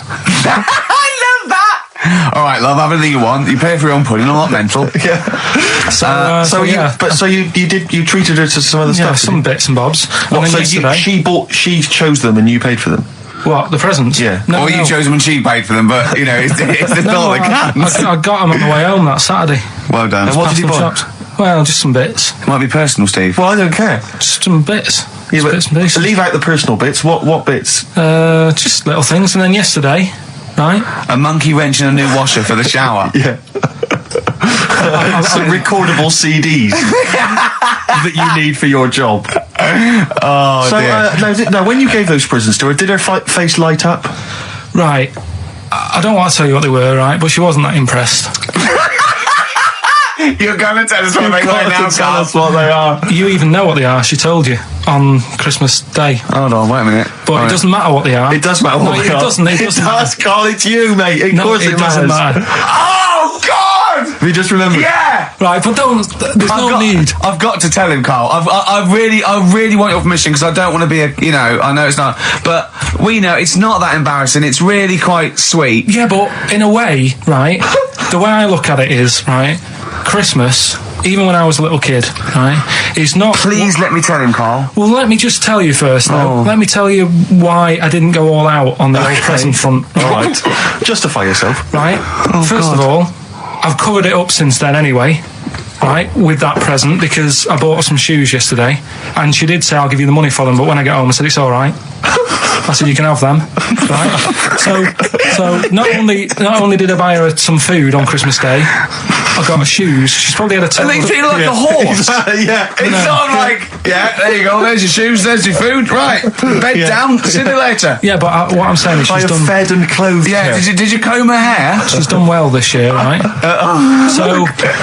The thing She's done well this year. It's like you're a single parent living on a council estate with a smack problem, and you still managed to buy them some Lego. When I was a kid, it wasn't about what you got. I remember one year when I was about 8. Right? Oh, it's going to make me cry, isn't it, this? No, it's not. I'm just saying the way it is, right? I woke up at about 4 a.m. and I was like, oh, what have I got? And I couldn't sleep. I was that on edge.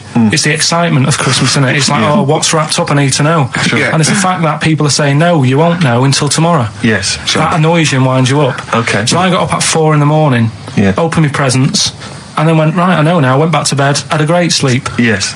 Right? So it's nothing to do with the excitement of what you get. It's the excitement of not knowing what you've got. And then what happened when you got up to go down with the presents? What you're saying to me is that you could wrap up a brick because the thrill of Christmas is in hoping and being excited about what it is, not the actual gift itself. Yeah. Is that what you did? Did she get a brick? No, let me tell you now what he got. He got her a present, right? And she said, she came and said, yeah, he got me. It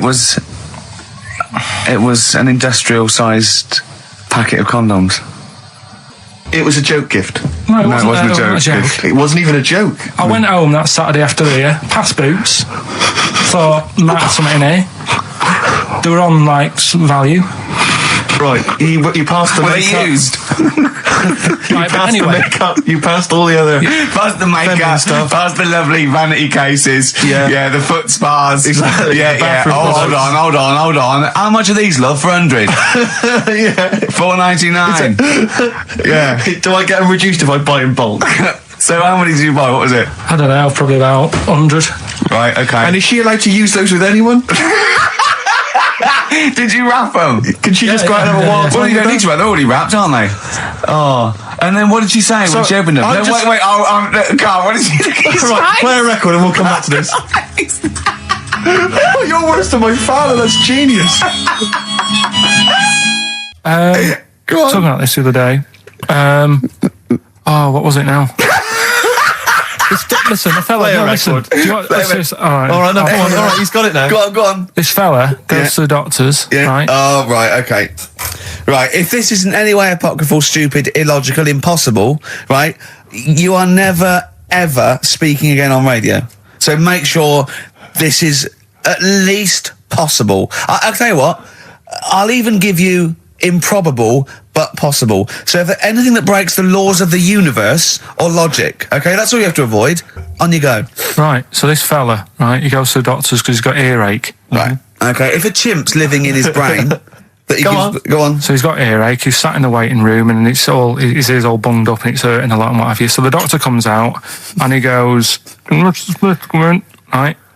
And because his ear's all bunged up, he doesn't hear it that well, right? So he thinks it must have been me, right? So he wanders in. Keep going.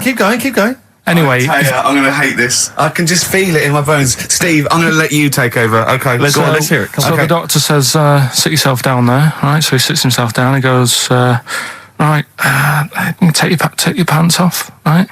So he's thinking that's a bit odd. Anyway, he heard that though. he apparently he took his tackle off. The doctor did some operation. What, there in the waiting room? No, in his office. In his office, yeah. What? Wait. So he removed what? His genitals. Yeah, In his office. Why, Carl? Why, Carl? because he hadn't called him in. Oh, he'd called in the bloke who wanted his testicles taken off, and he didn't hear it. What? So the doctor went out and said, Mr. Jones, who's here to whip off your cock and balls, just here and now, right? Bloke comes in, didn't it? It must have been me. So the bloke who wanted his balls taken off didn't say, I think he said me. So he didn't interrupt then. So the bloke goes in, he starts taking his testicles off, and he doesn't say, I'm here for me ears. What are you doing with that? Right, there was this. This is what it's like about getting presents and stuff, right? With my mum and dad. Go on. My mate Colin, right? Colin Mackin? No, Colin Bailey. Oh, right? yeah. He had a little Sinclair Spectrum, right? Yeah. Computer, Yeah. which was like the thing to have at that yeah, time, yeah, right? yeah. You used to always go round to his house. The deal was Not the one you had to play through the window because you weren't allowed. no, that's another lad. Oh, right? yeah. This is a different lad, and the deal was he came to our house and my mum gave him a pie. And then I'd go round to his, and I'd stay there for a few hours playing, Hungry Horace and stuff like that on it. Right?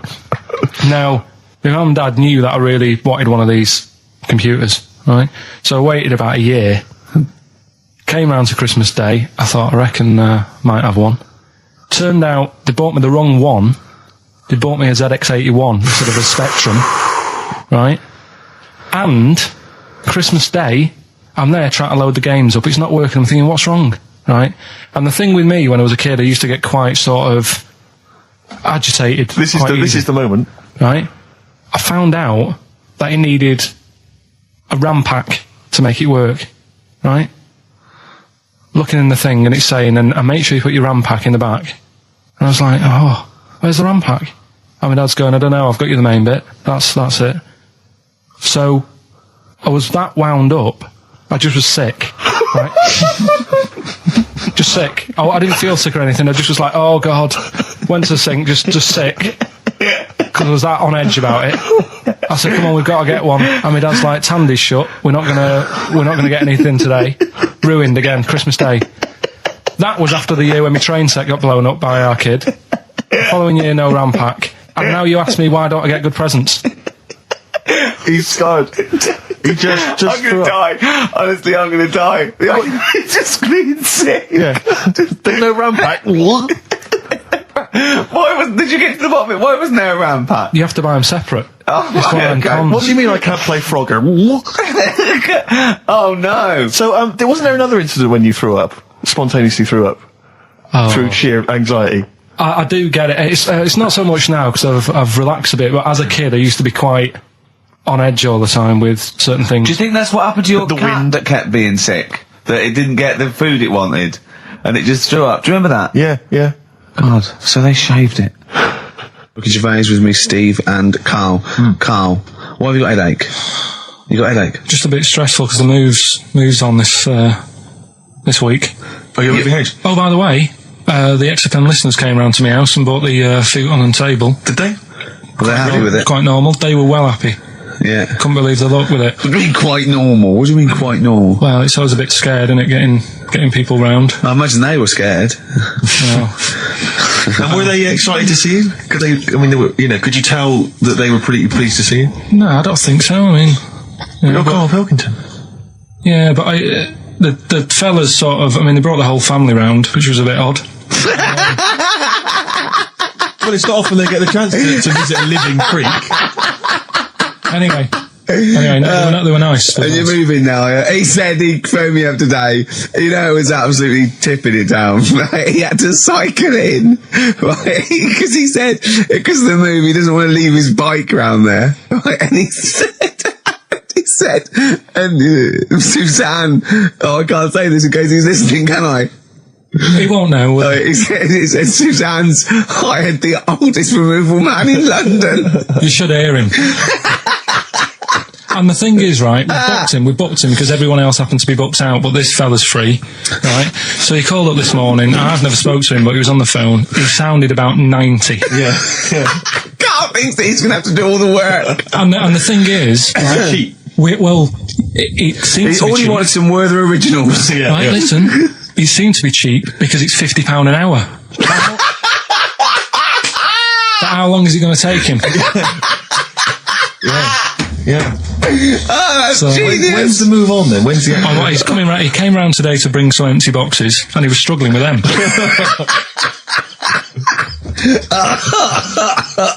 So it actually happens on Wednesday.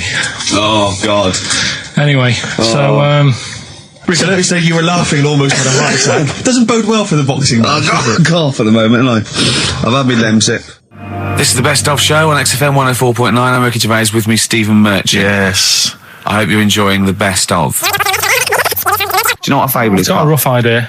Okay, it's a thing that uses sort of metaphor, analogy, just to explain sort of morals. I mean, they're very very old for a start, and it's all I'll give you an example of one. A quick one. Oh, the one about the dog with two bones. He goes to a dog's got a bone. He sees a reflection in the lake, and he thinks, "Oh, that dog's got a nice bone. I'll have that." And as he goes to get that one in the reflection, he drops the one he's got, and that's one about I think I was told one when I was younger. Go on. I think it was one. This young lad, he's got a dog, right, and he's about 8 years old, and this dog, he's had it since he was about 4. And it's a bit tired now, and he chucks sticks for it, and it doesn't go for it. And he's saying to his mum, "Oh, I want a new dog because this one's useless. It doesn't do it doesn't have any fun with me." So they say, "Oh no, but Rover's a good little dog. You should look after it." And he's like, "Oh, I don't like it. I want a new one." So they buy him a new puppy, and it's running around, yapping about, and he's loving it, and he's playing around with it in the grass. And then one day he goes to the park and he's messing about and rolling about with it, and he falls into the lake. Right, and the little puppy's like yapping at him, and he's going, "Help me, help me!" Little dog's yapping, and then the old dog comes and gets his collar, and it pulls him out of the lake, and he goes, "Oh God, why did I forget about you? You're the better dog." And he loved that one again rather than the puppy. I got a feeling that was Lassie. Yeah, that was an episode of Lassie. What's the moral? What's the moral there, Karl? What's that telling? What's that explaining through analogy? Sort of, don't forget the old. Look after old people. I remember there was one I heard once about a young boy who got trapped in a lake inside a cage. But he loved his trainers so much. His trainers so much he wasn't going to get them wet. But even though he had to get out there, and even though he thought that was the important thing because it's material value, he actually drowned, and the trainers were no good to him then. Got some new ideas for you. Go on. Well, they've all been blinders in the past. Go on. Did you do any competitions when I was away? Did we? I think we did, didn't we? Did we give away a DVD? Did we? Yeah, we did. Yeah, go on. Yeah, right. Go on. Anyway. Well, I thought some...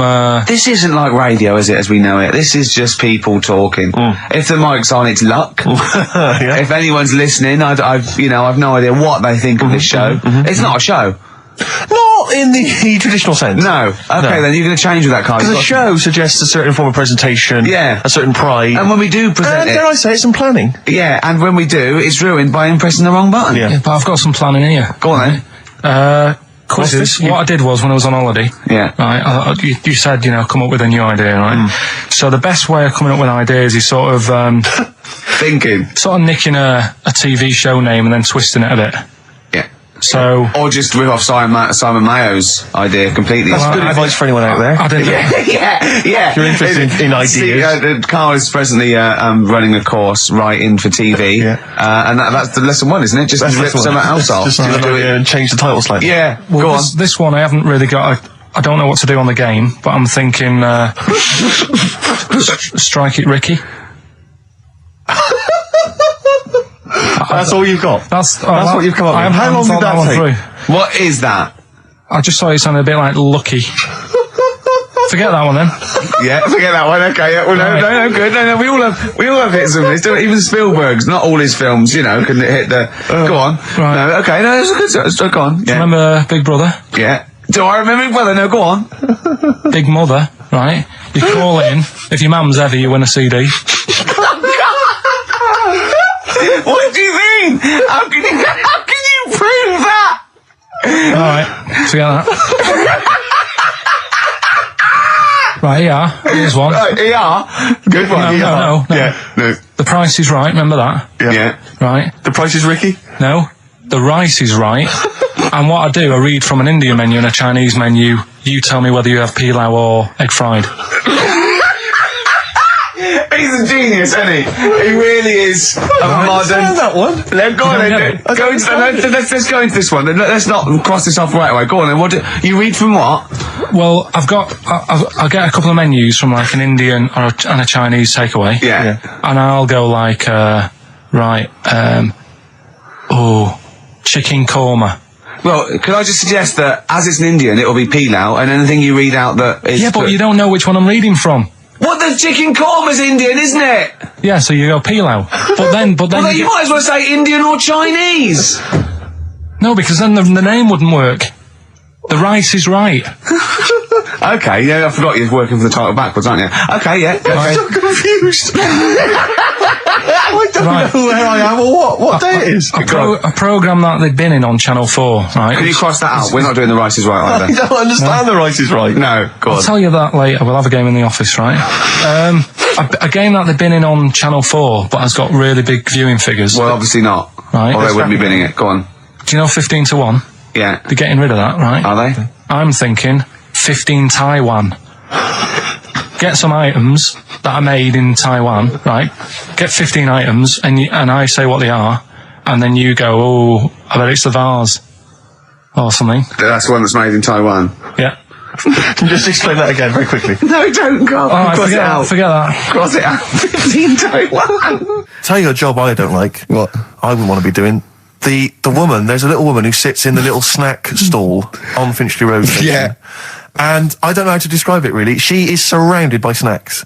She can't move for snacks. Does it look like American Beauty, but with different... Not dissimilar to that. Yeah. It's a little hut on the station. Yeah. And it's like, if you go to the seaside, you can put your head through one of those cardboard cutouts and it looks like you're a big fat person or whatever, and you can have your photo taken. It's like an equivalent of that, but it's just snacks everywhere. She's got bananas up to her chin. She's got chocolate coming down to her eyes, crisps either side of her. She can't move. She can't do 360 degrees. She's like packed in there. I don't know how she gets in there. I think they put her in there first, and pour in the bananas. Yeah. And then they go pour in the nuts. She has 2 hours of makeup before they open, exactly, yeah. dressing her in there. Because I'll ask for something from the fridge, and she cannot turn her head to see.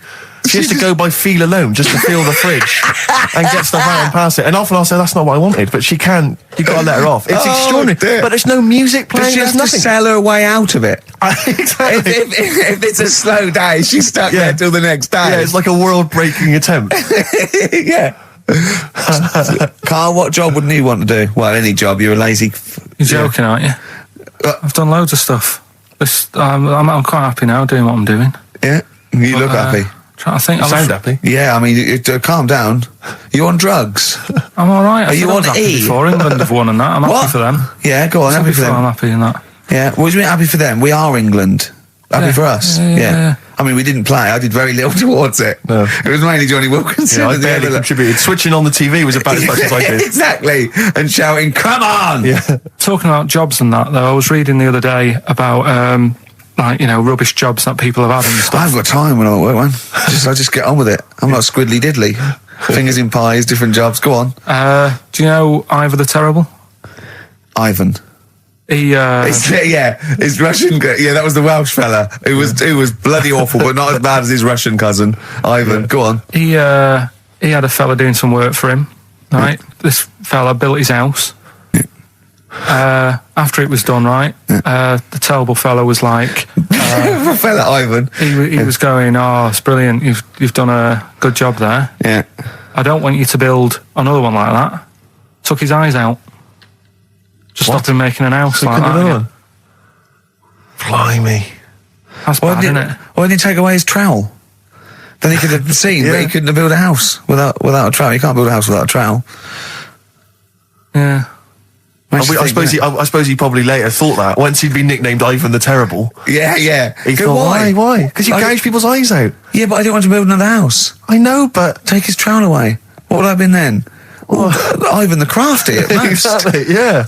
Ivan the jealous, Ivan the spoilt brat. But Ivan someone's eyes. That is bloody terrible. I'm surprised you're not called Ivan the... Do you know what I mean? You're going to get on in history like with Vlad the Impaler. Yeah. He's mainly remembered for impaling people. Yeah. He did a lot of other stuff. Did a load of great charity work he did. The impaling is the thing that's really gone down in history.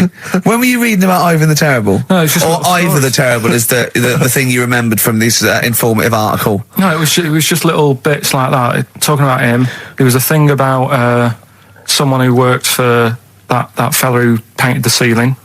Sistine Chapel? Yeah. There was a thing, a woman who worked for him in his house. And I love how you assimilate information when it's just bordering on the academic or just the interesting and true.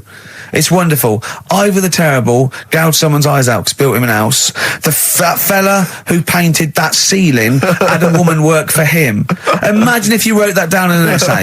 Imagine if you wrote that in a school essay. Well, you'd probably end up with not getting a grade or thinking you turned up to more than you had. Exactly. Anyway, the woman who lived with... Yeah, the woman who lived in a shoe. Go on. Yeah, there was this woman who lived with him and she used to go out and do all this shopping and that. Yeah. But because she couldn't read or write, he used to have to draw everything that he wanted. Why couldn't he just tell her? I don't know. No, wait. That's an excellent point. Could she talk? Yeah, but if it's a big list and that, loads of different coloured paints. But why couldn't she draw on a piece of paper? Why did he have to do it? Because he's a better drawer, isn't he? That's the point. That's it. We were just looking for the logic of the story. You found it. You've done it. Play a record. He's a better drawer.